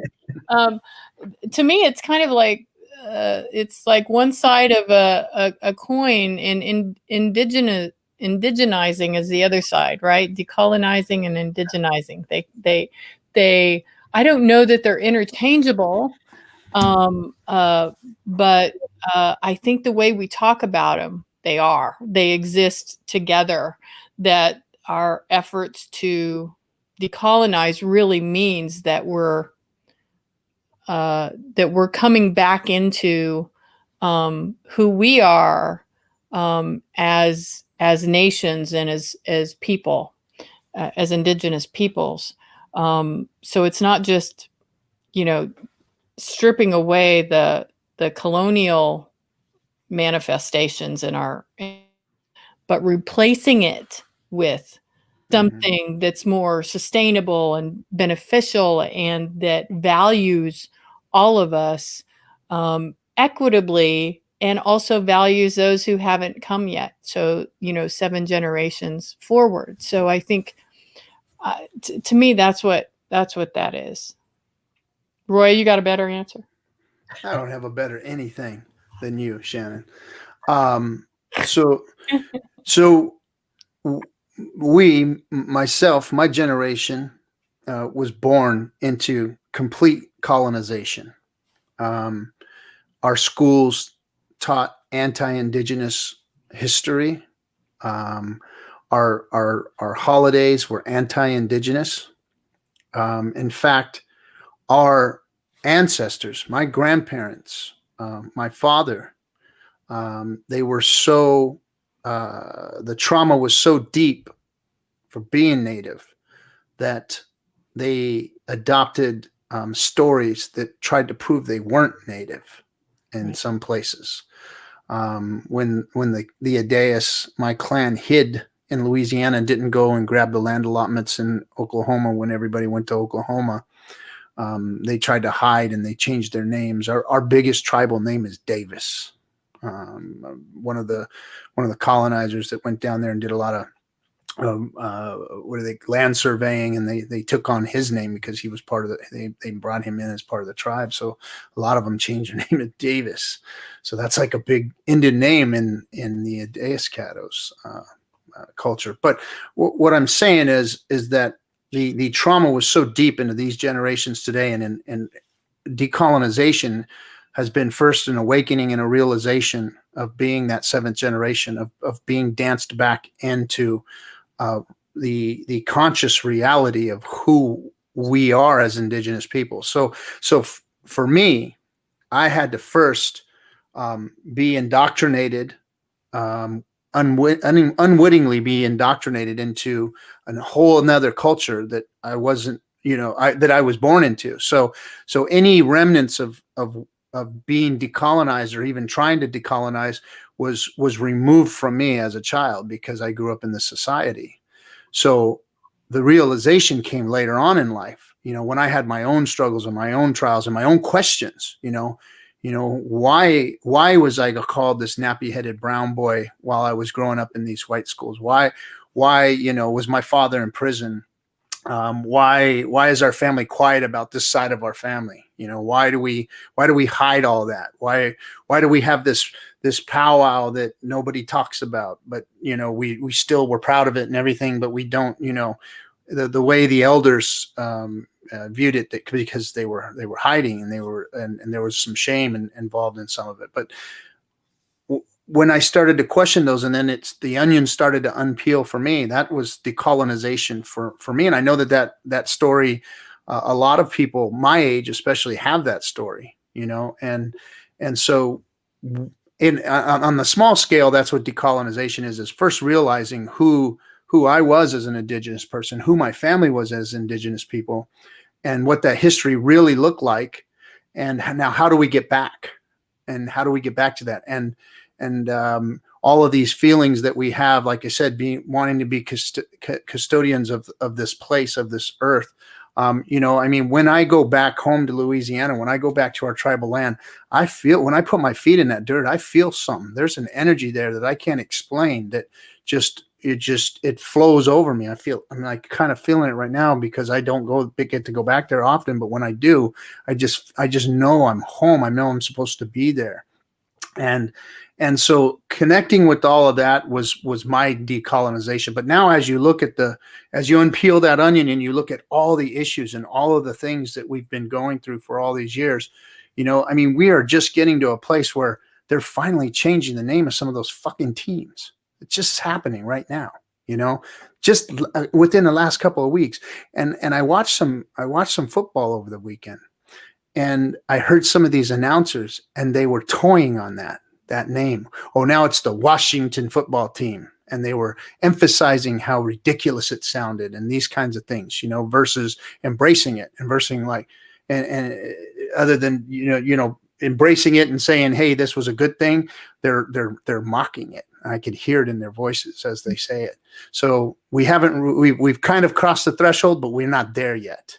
So decolonization to me is an unpeeling of the onion, and a slowly us retaining those things that we want in order to be decolonized. So I don't know if we'll ever see full decolonization in my time, but it's up to the next generations to continue the fight, to continue to do it, to continue to strive for that, you know.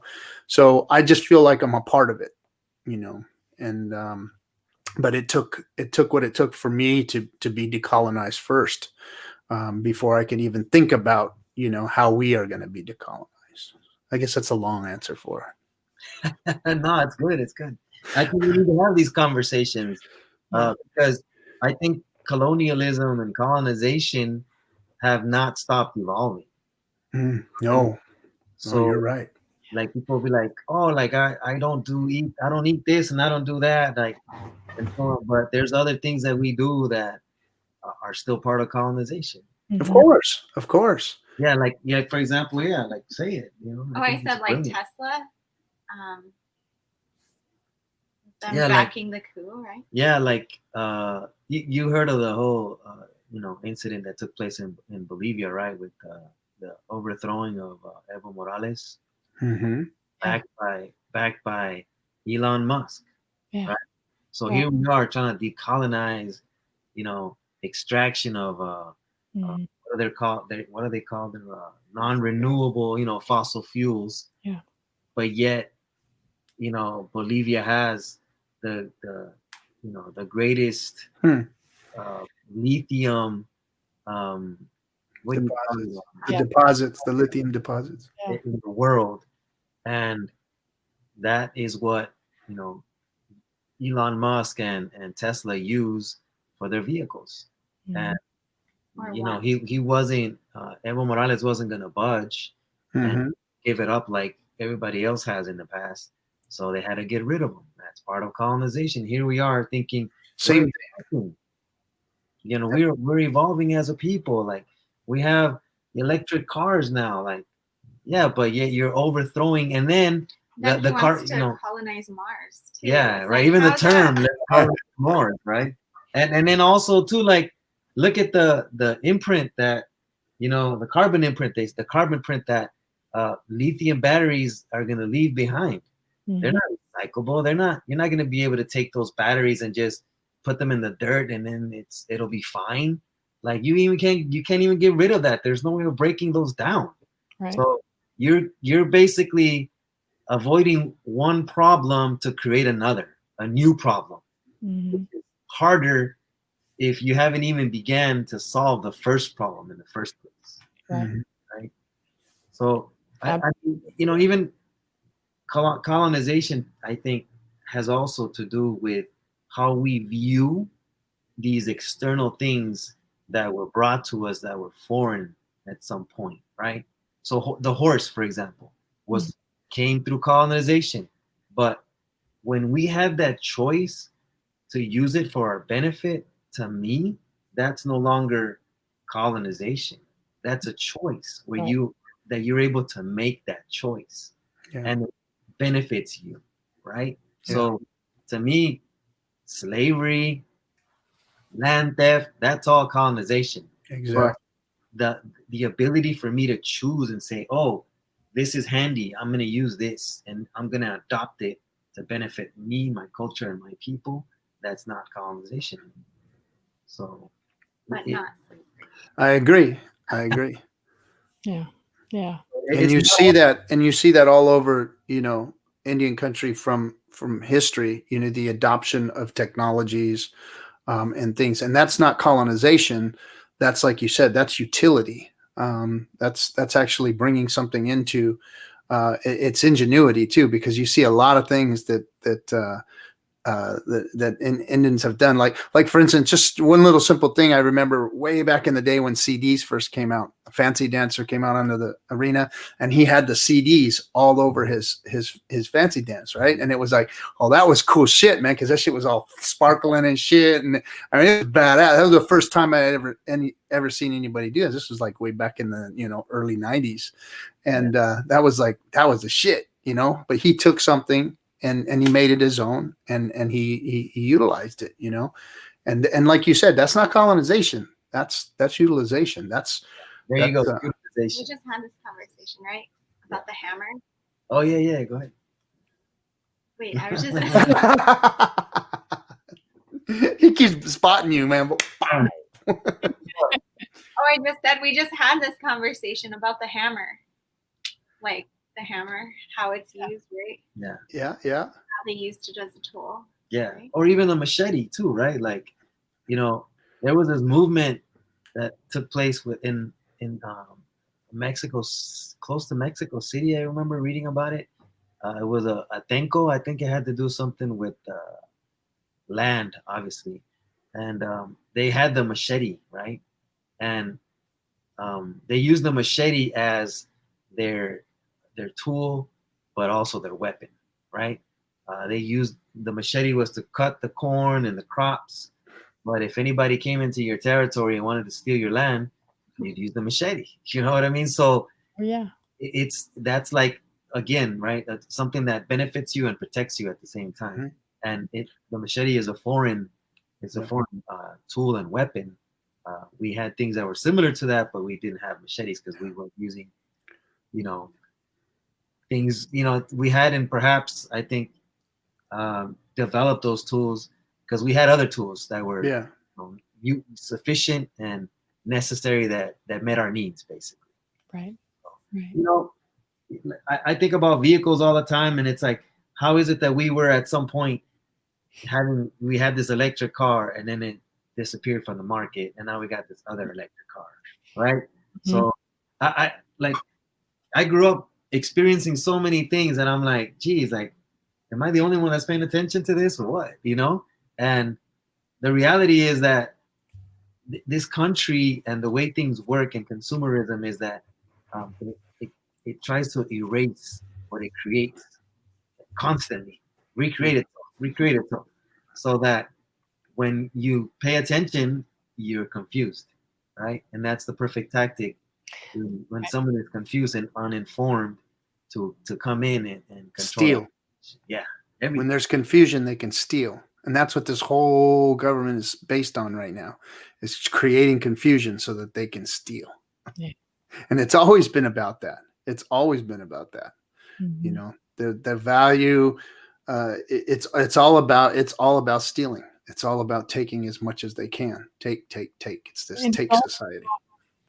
Creating a disposable society too. I mean, I grew up, regardless of what it was, you could fix it, right? There was tools. Grandpa's in the shed. He's fixing the vacuum cleaner. He's fixing the alarm clock. He's fixing whatever it is. He's fixing it. What do we do with stuff now? We throw it away. Because that's cheap shit. You can't fix it no more. All of it. Nothing you can fix anymore. There's a word for that. There was a documentary. What's it called? There's an actual word for that. Well, they've actually built a a time of death into products these days. So they're supposed to actually Keep you buying. die. You know, they're not supposed to. When, you know, back in the day when they made something, they made that shit to last. You know, because it had to. Now they consumerism is like, no, we need you to own 6 toasters, not 1 toaster for the next 40 years. We need you to buy 6 toasters. You know. And that's funny because I just did that for my grandfather. His toaster finally took a shit. I mean, he's had the thing since like the 50s or some. I mean, the thing was old as hell, and he's sitting there eating a burnt biscuit, and I'm like, "What, you like it like that?" He goes, "No." I said, "Well, what's wrong?" He goes, "The toaster doesn't work no more." And it was black. It was literally black. He's a 90-year-old man sitting there eating his biscuit. He like, he said, "No, I don't like it." I said, "Okay, I'll get you a new toaster." Got him a new toaster. Well, that damn thing's ready to break already. And the other one lasted, 50 years. And this thing's already having trouble. So it's like, that's just consumerism. It's consumerism. Dawn Marie. That's what it's called. Planned obsolescence. Yeah, planned obsolescence. That's it. They build a time of death into the product. Damn big word. It's like cell phones, you got to get the newest one because, and eventually if you're like me, you go like 4 years or so, and then the damn thing just won't work anymore because the operating systems, run it out. So you have to, buy the new one finally. But damn, they're getting expensive. Those things are like $700-800, $1,000 now. I have no idea. When phones were free. Yeah. Remember? You get a free phone. Now you got to pay no matter what you're paying. So you may as well get on like what do they now? They do like this thing where they charge you $100 a month and you just keep a new phone, but you got to pay the $100 a month or whatever. It's crazy. Oh, problems are just so. But then you can't TikTok if you don't have the right phone. I'm waiting. Okay. Insurgents, do y'all have TikTok yet? Are y'all doing some TikTok? Not yet. Like, we probably will eventually, because I think there's a lot of stuff that we do that is heck yeah. Oh man, you guys would tear native TikTok up. You put a time lapse on your artwork that you guys are doing, and boom, boom, boom, boom, boom, boom, put that on there. Oh man, you guys are gonna kill it on TikTok. Native TikTok's the best. See, Shannon, I always talk about my TikTok.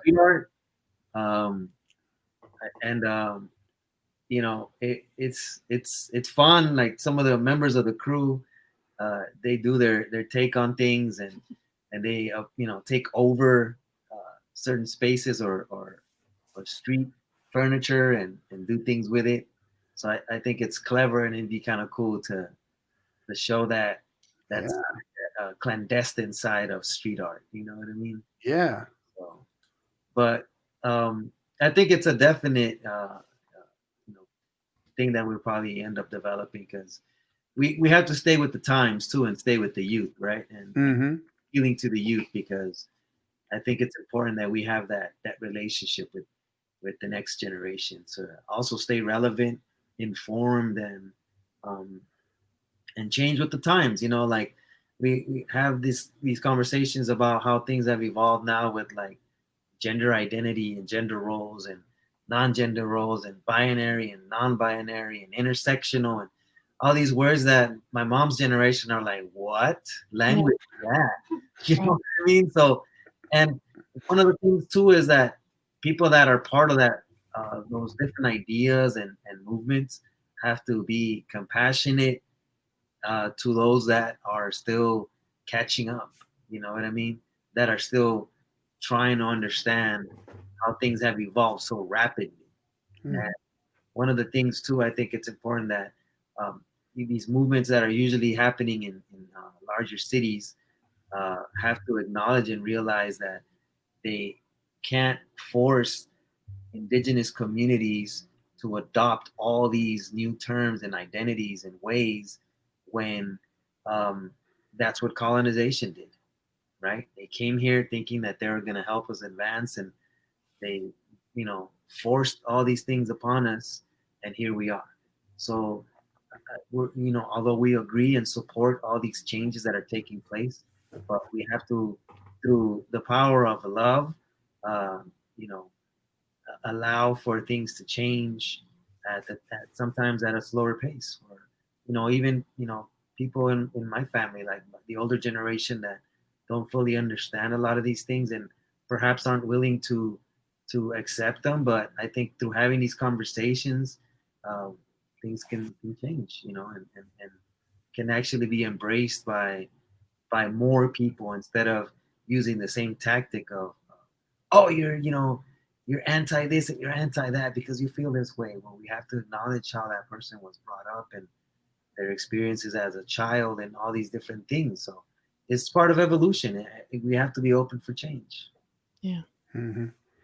Well, and that's, I think you're touching on this idea that, we're so easy to judge and label one another, instead of really trying to understand who's that other person on facing us. We'd like to put boxes around people, so that we can either throw them out or keep them. Some more of this planned obsolescence, I guess, with our relationships. I noticed myself, I think, personally, just watching myself over the last 8 years, I have really done that with people in my life, because of politics.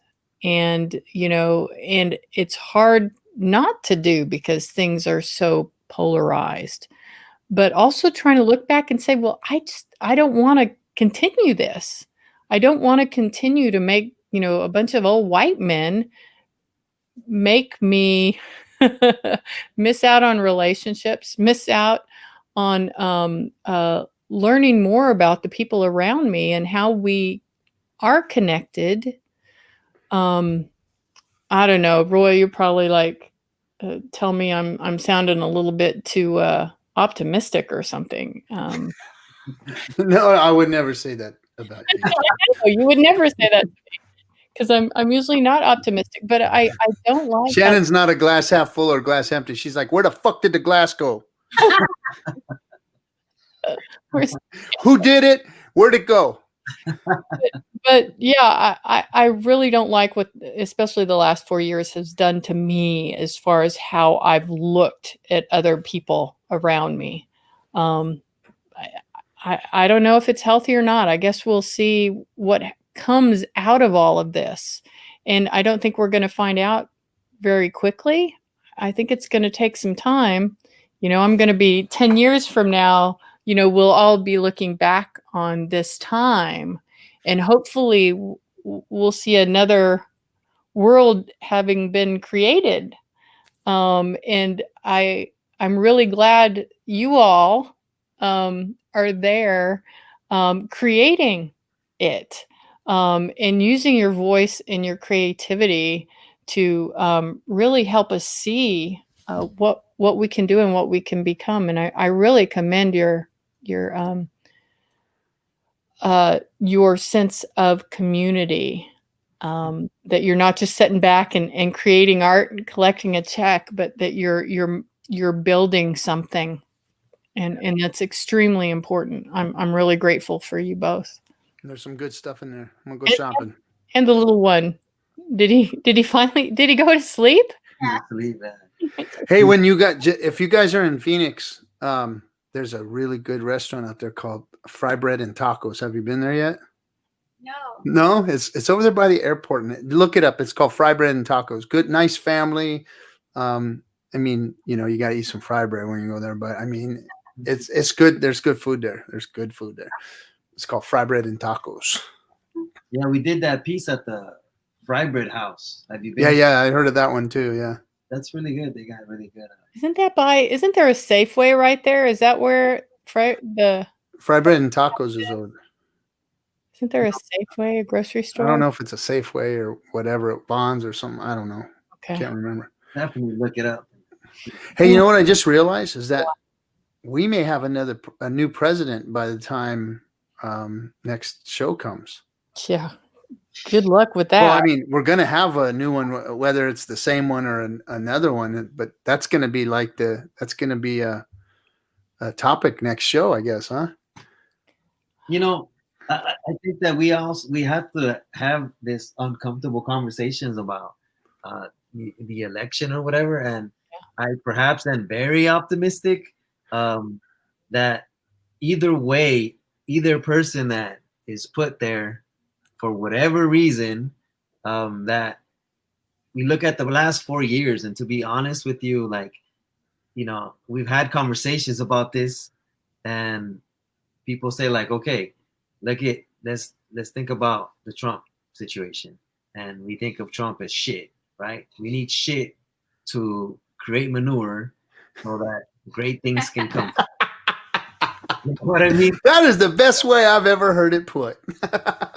Right? Like, look, you need to sprinkle it down so something can grow. So I don't know if Biden's going to do any different. To be honest with you, I'm not. I don't want people to feel that we are encouraging you to vote or not to vote. Please make your own, choices. But either way, we're still here. We're still going to be here. Like, I feel that we have been operating as Indigenous people without the care and perhaps without representation is really what it boils down to. Either way, the representation is not going to miraculously materialize. It barely affects us exactly in the work we do, right? And as Indigenous people, like, we've experienced this multiple times. Exactly. It's nothing new. You know what I mean? No matter who's president. We thought Bush was terrible. Now we got this guy. We don't know. And we're still here. And we're still evolving, and we're still doing art, and we love our communities, and we're still going to do what we're going to do. Well, I'm just let you know, Shannon's working really hard. She put one more out there, and she's really, she wants everybody to get out there and vote, and she's putting up more and more signs all the time. Trump wall fell over. That would be awesome. So anyway, well, did the name of the website, did we put, we're going to put that we're going to link that, right? We need to at least make sure is it Insurgents is the name of the website? Yes. It's, but it's spelled without the vowels. Yes. So yep. NSRGNTS. And the reason for that was because as a collective, we believe that when we speak of ourselves, even me as an individual, I like to speak in the terms of we, and not being disrespectful to Two-Spirit or the pronoun, all those terms. But like, I've been taught that the work that I do and the way things have been presented to me or in my path, that my ancestors are here as well, and they're present all the time. So when I speak for them as well as I speak for me. So I can't speak in a singular form. So Insurgents is typically spelled with an I. So we removed the I and we just went with the N, because we feel that we have to speak for many who perhaps can't speak, right? So when we speak of Insurgents, even though it could be a project that I would have done by myself, I have to still speak of those that made that possible. So, and good. If you do some research and you look at the word for I, it doesn't really exist in a lot of traditional Indigenous communities. Mm-hmm. Always a responsibility to speak for all of us and conduct ourselves where we're all affected, because we've seen that happen. I'll do things that perhaps are obnoxious, annoying, or ridiculous, and it has a great impact on many people. So I have to, be careful of what I say and what I do. So. That's right. That's right. And grateful that you have Leah there, and you were so dignified and wonderful, Leah. My grandmother we would always joke, if you read those old histories of people who wrote what they think they saw when they saw Indigenous people, they would write, very passive, or the women are, not treated well, and all this, crap from this, colonial writing and the different missionaries that wrote. And I remember my grandmother read something like that, and we were talking about it. She's like, those people don't know anything. She's like, we walk behind the men because we're telling them where to go. And I can totally see that in you. Yeah, apple don't fall far from the tree. We've had this conversation, like we've done several Zoom interviews and gone on the computer like this, and we even talked about this with you when I first spoke to you about like how that shift is happening, where and women are now in charge of these roles, and it's very important that we support them, and hopefully pray that they do a way better job than we've done as men. Because well, there was no doubt in my family that my grandmother was the matriarch. She was in charge of the whole show. There's no doubt. I mean, that's just the way it was from the beginning until her end. She was in charge of the family. That's it. So I think you see that. It was like that with my grandmother when she was living too.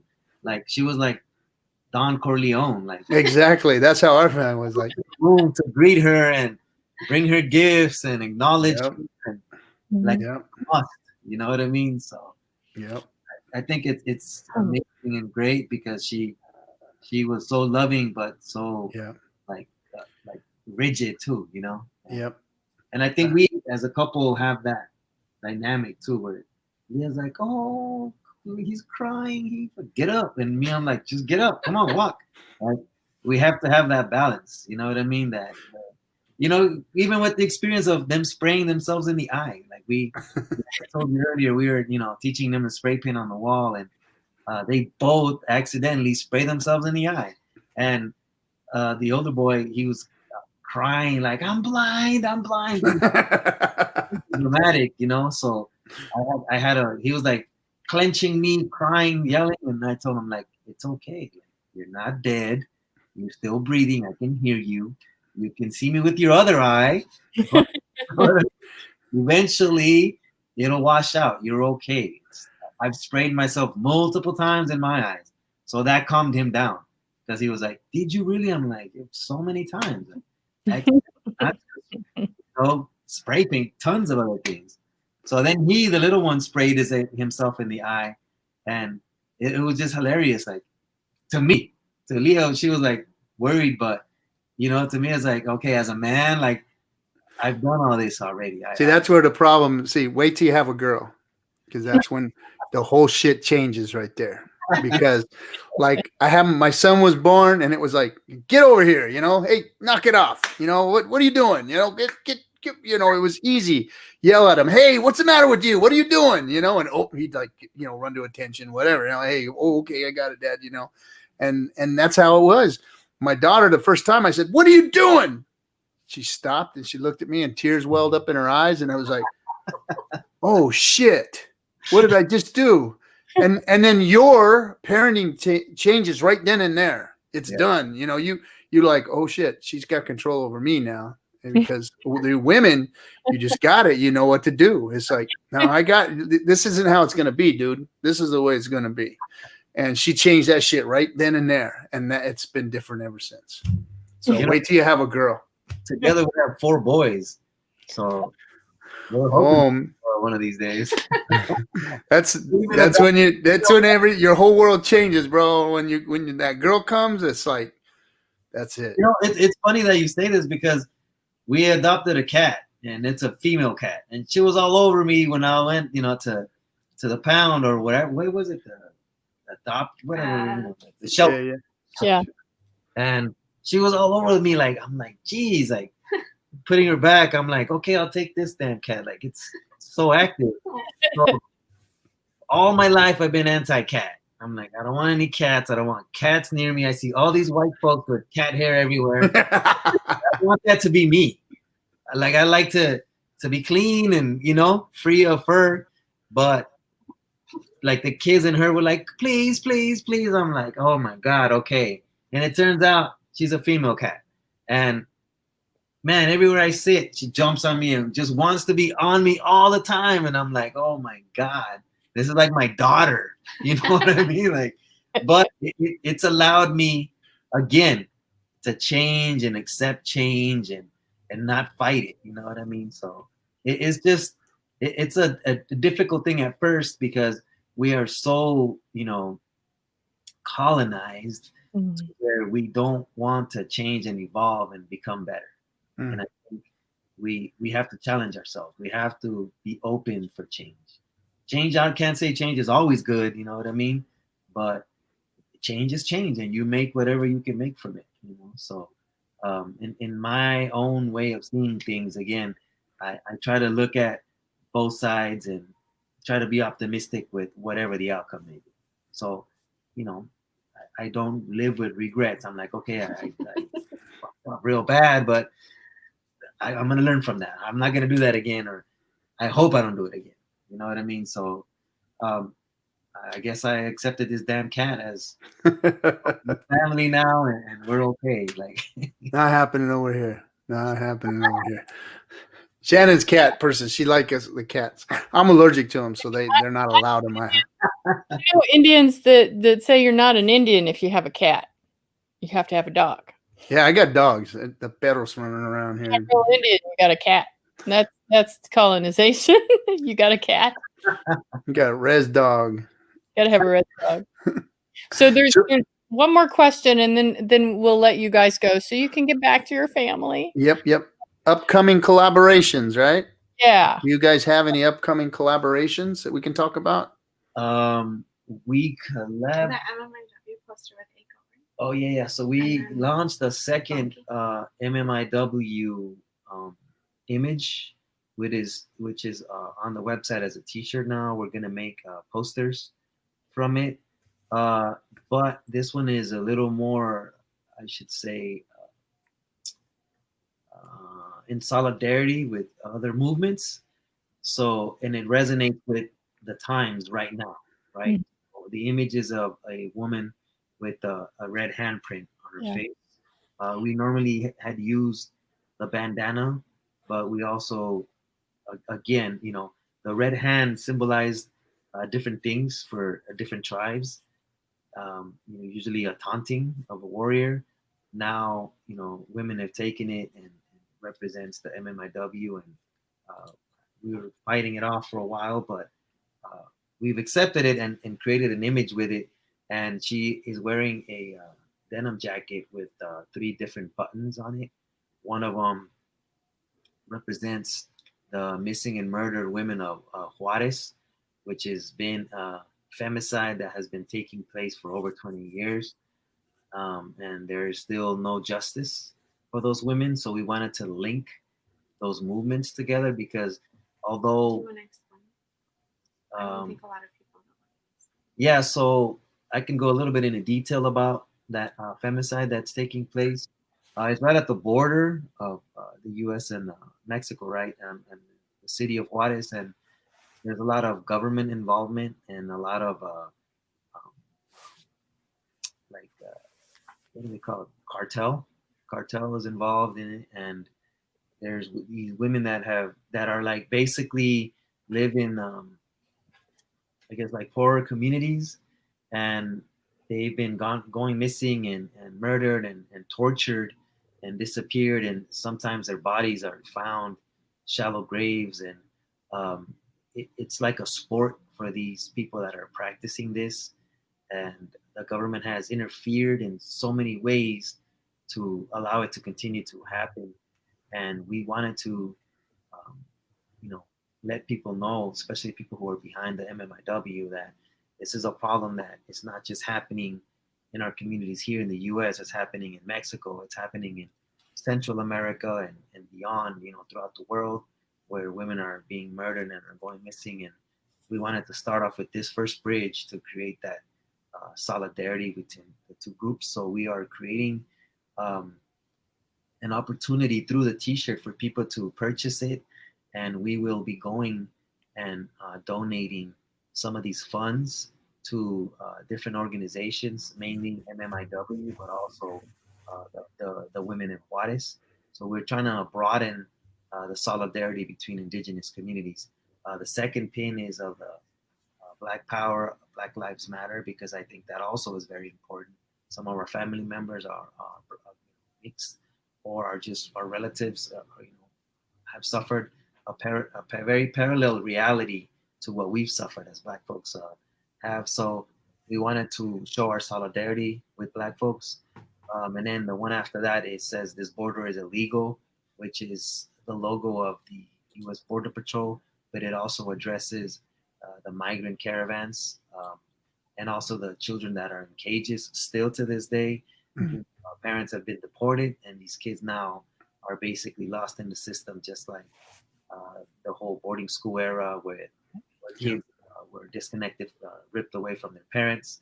They lost their sense of tradition, of love, of hope, and a lot of these kids are being molested. They've committed suicide. So it's a very parallel reality to indigenous folks. So we wanted to also bring that subject up. And then she's wearing a t-shirt of a symbol of Mauna Kea in solidarity with our Hawaiian relatives, and the struggle that's happening there with the 30-meter telescope, the TNT, that's they're trying to build on top of that mountain, the 13th or more, the 14th, I guess it'd be, and the desecration of those lands. So we wanted to tie that in, and it all resonates with the patch that she's wearing, which is a land back patch. Yeah. Which ties it in back to Indian country and different indigenous communities throughout the globe. So all of it tied in together, we want to be able to connect these different movements and raise funds to be able to give back in some way, shape, or form to these organizations and communities through this work. And Nice. we're going to be featuring women mainly, and some men on our page, like showcasing the work that they do, who they are, and highlighting basically their contribution, their work, wearing this t-shirt, but also like helping amplify the voice. That's awesome. That's awesome. So I want everyone in our chat room and who watches our show to go to Insurgents and buy a t-shirt or two. Christmas is coming, man. Place your orders now. And know that you're not just buying those, but you're sharing in community, and you're also helping with these issues. So hopefully a little capitalism / socialism. Enjoying the fruits of the labor. Yeah. Talk about your own fruits. I don't know what you're talking about. It's been really awesome having you both. Thank you for taking the time. I know you were right in the middle of this mural, and I'm so glad that you could make time for us. We're so happy to have you. Roy, did you have any other questions or anything? No, that's it. I'm excited to go into that store. I got a couple things I seen I want to get, and can't wait to see what you guys do next. And we're going to definitely keep following you guys and keep your links up here so that we can pass that on to Indian country. And hopefully we can, when you guys do something else and you got some time, you can come back on and let us see your new work and what's going on. Keep us informed. Like Leah is I'm just going to put it out there. Okay, go ahead. So Leah, not thinking, but in the process of creating a podcast. So cool. She wants to interview, just different people, throughout Indian country, and not just Indian country, but throughout. But we have so many stories of our travels, and I'd like to let people hear them. Yeah, which I shared with you a couple of them, but I think it's the more the stuff gets out there where people can relate and also realize that, like, if you're going through crazy experiences, like, you're not alone. Like, it Yeah. So many Yeah. things happen to us. Well, it's nice that we have this platform where those stories can be told and preserved so that people can, hear them over and over and pass them along. It's important too that we network with other people as yourselves and address a lot of these things within our communities, because again, like, I think it's a collective that needs to be that needs to grow, and these stories need to be told not just on one platform but on multiple platforms. Exactly. We could even come on and talk about things like, for example, we always like bump heads with people about using the term Indian. You know what I mean? So, and we've tried to have multiple conversations, and we hear different stories and experiences, and even her and I bump heads sometimes using the term. But I think it's a great conversation that we can have with an open mind, that people can share how they feel, or if they feel empowered or disempowered by it. You know what I mean? So there's so many things that we can talk about. So I'm really excited, and I'm really grateful for you guys allowing us to come on here. Thanks for coming. You like some of these things that we've gone through, and how we've gotten to do what we do, and how we've gotten this far.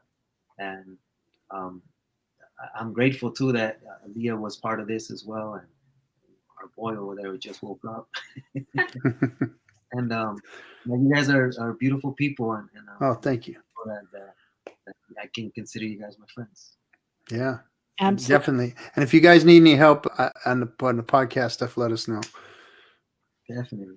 We can help you guys with some of that stuff. We know some tricks and a few things here and there. You're younger than us. They probably know much more than I know. I was just offering it to be. That's how you do things. You be nice. You offer people stuff that you have. We'll talk later, Shannon. I have a family with a 90-year-old toaster. So. All right, guys. Well, thank you for coming. We appreciate you. Yes. Thank you. Absolutely. Thanks. We'll see you. The audience as well. Thank you for staying through this and listening to us. Oh, absolutely. Wouldn't miss it for the world. Another show, I think that was number 29. Are 29, we on episode 29? 29. Is that right? I think so.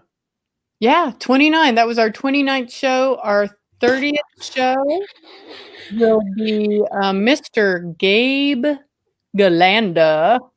Gabe Galanda is a lawyer.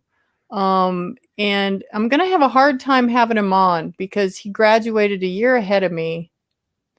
And I'm not going to tell this to him, but he's much smarter than I am. Don't tell him that. You just did. He won't watch this. He's too busy. Well, you told me, so I get to. No, you're not going to tell him that. But Gabe is doing a lot of work on disenrollment. So tribes that are disenrolling their people. Interesting subject. Because of money, because of gaming per caps, among other things. So we're going to talk to him about a few things, but I know that's one of them. So I hope everyone will join us. Yep. And also we're in, if you didn't know, this is November 1st. We're in Native American Heritage Month.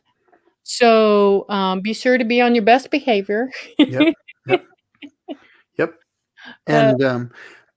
And the election is here. I know some of you don't think it's necessary, but go vote anyway. Go vote. Go vote. Go vote.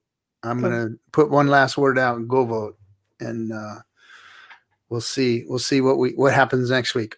And because Shannon's been working really hard, and this is her last one that she's put out here. Donald Trump cheats at golf, she says. Shannon. My goodness, you are just on fire. I got all sorts of them. I got them all. Full on and a full neighborhood. Well, I'm glad you're back, Roy. I'm glad you're glad to be back. Okay. And yes. Again, anything we can do for you. Appreciate it. Thanks, JD, and everybody in the chat for all the positive energy and the prayers and all those things. I appreciate it. And Shannon passed on all of your messages from last week. So thank you all. My family appreciates it. And we get through tomorrow, and then hopefully we can put a lot of this stuff from this year behind us. So anyway, all right, Shannon, who are we brought to you by? We're brought to you by the Association on American Indian Affairs, the oldest nonprofit serving Indian country. Please don't forget to like, comment, and subscribe on our YouTube channel. And it's important. It's very important because if you just like and subscribe, that's great to push the button, and we really appreciate it. But please leave some comments, and that helps the algorithms, and more people get to see us and get involved. So please do that. Send a little message in the chat or in the comment section. Appreciate it. Oh, look, thank you, JD and Gray Gently. That's a nice name, isn't that a nice name, Gray Gently? Gray Gently. Shannon, you are the rat. What? Yeah. Shannon, you are the. Oh, no wonder. I was like, you are the raddest. Straight fire. Yeah, she's fire. All right. That's faux show. She will burn you. Okay. All right, sis. You get Have a wonderful, wonderful rest of the weekend. Have a wonderful week. And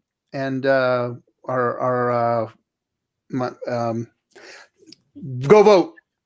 Yeah, go vote. I'll give you a call on Tuesday, Roy. See how you're doing. Yeah, we'll see. All right, guys. Thank you for hanging out with us at Red Hoop Talk. We'll see you next week. See ya. All right, push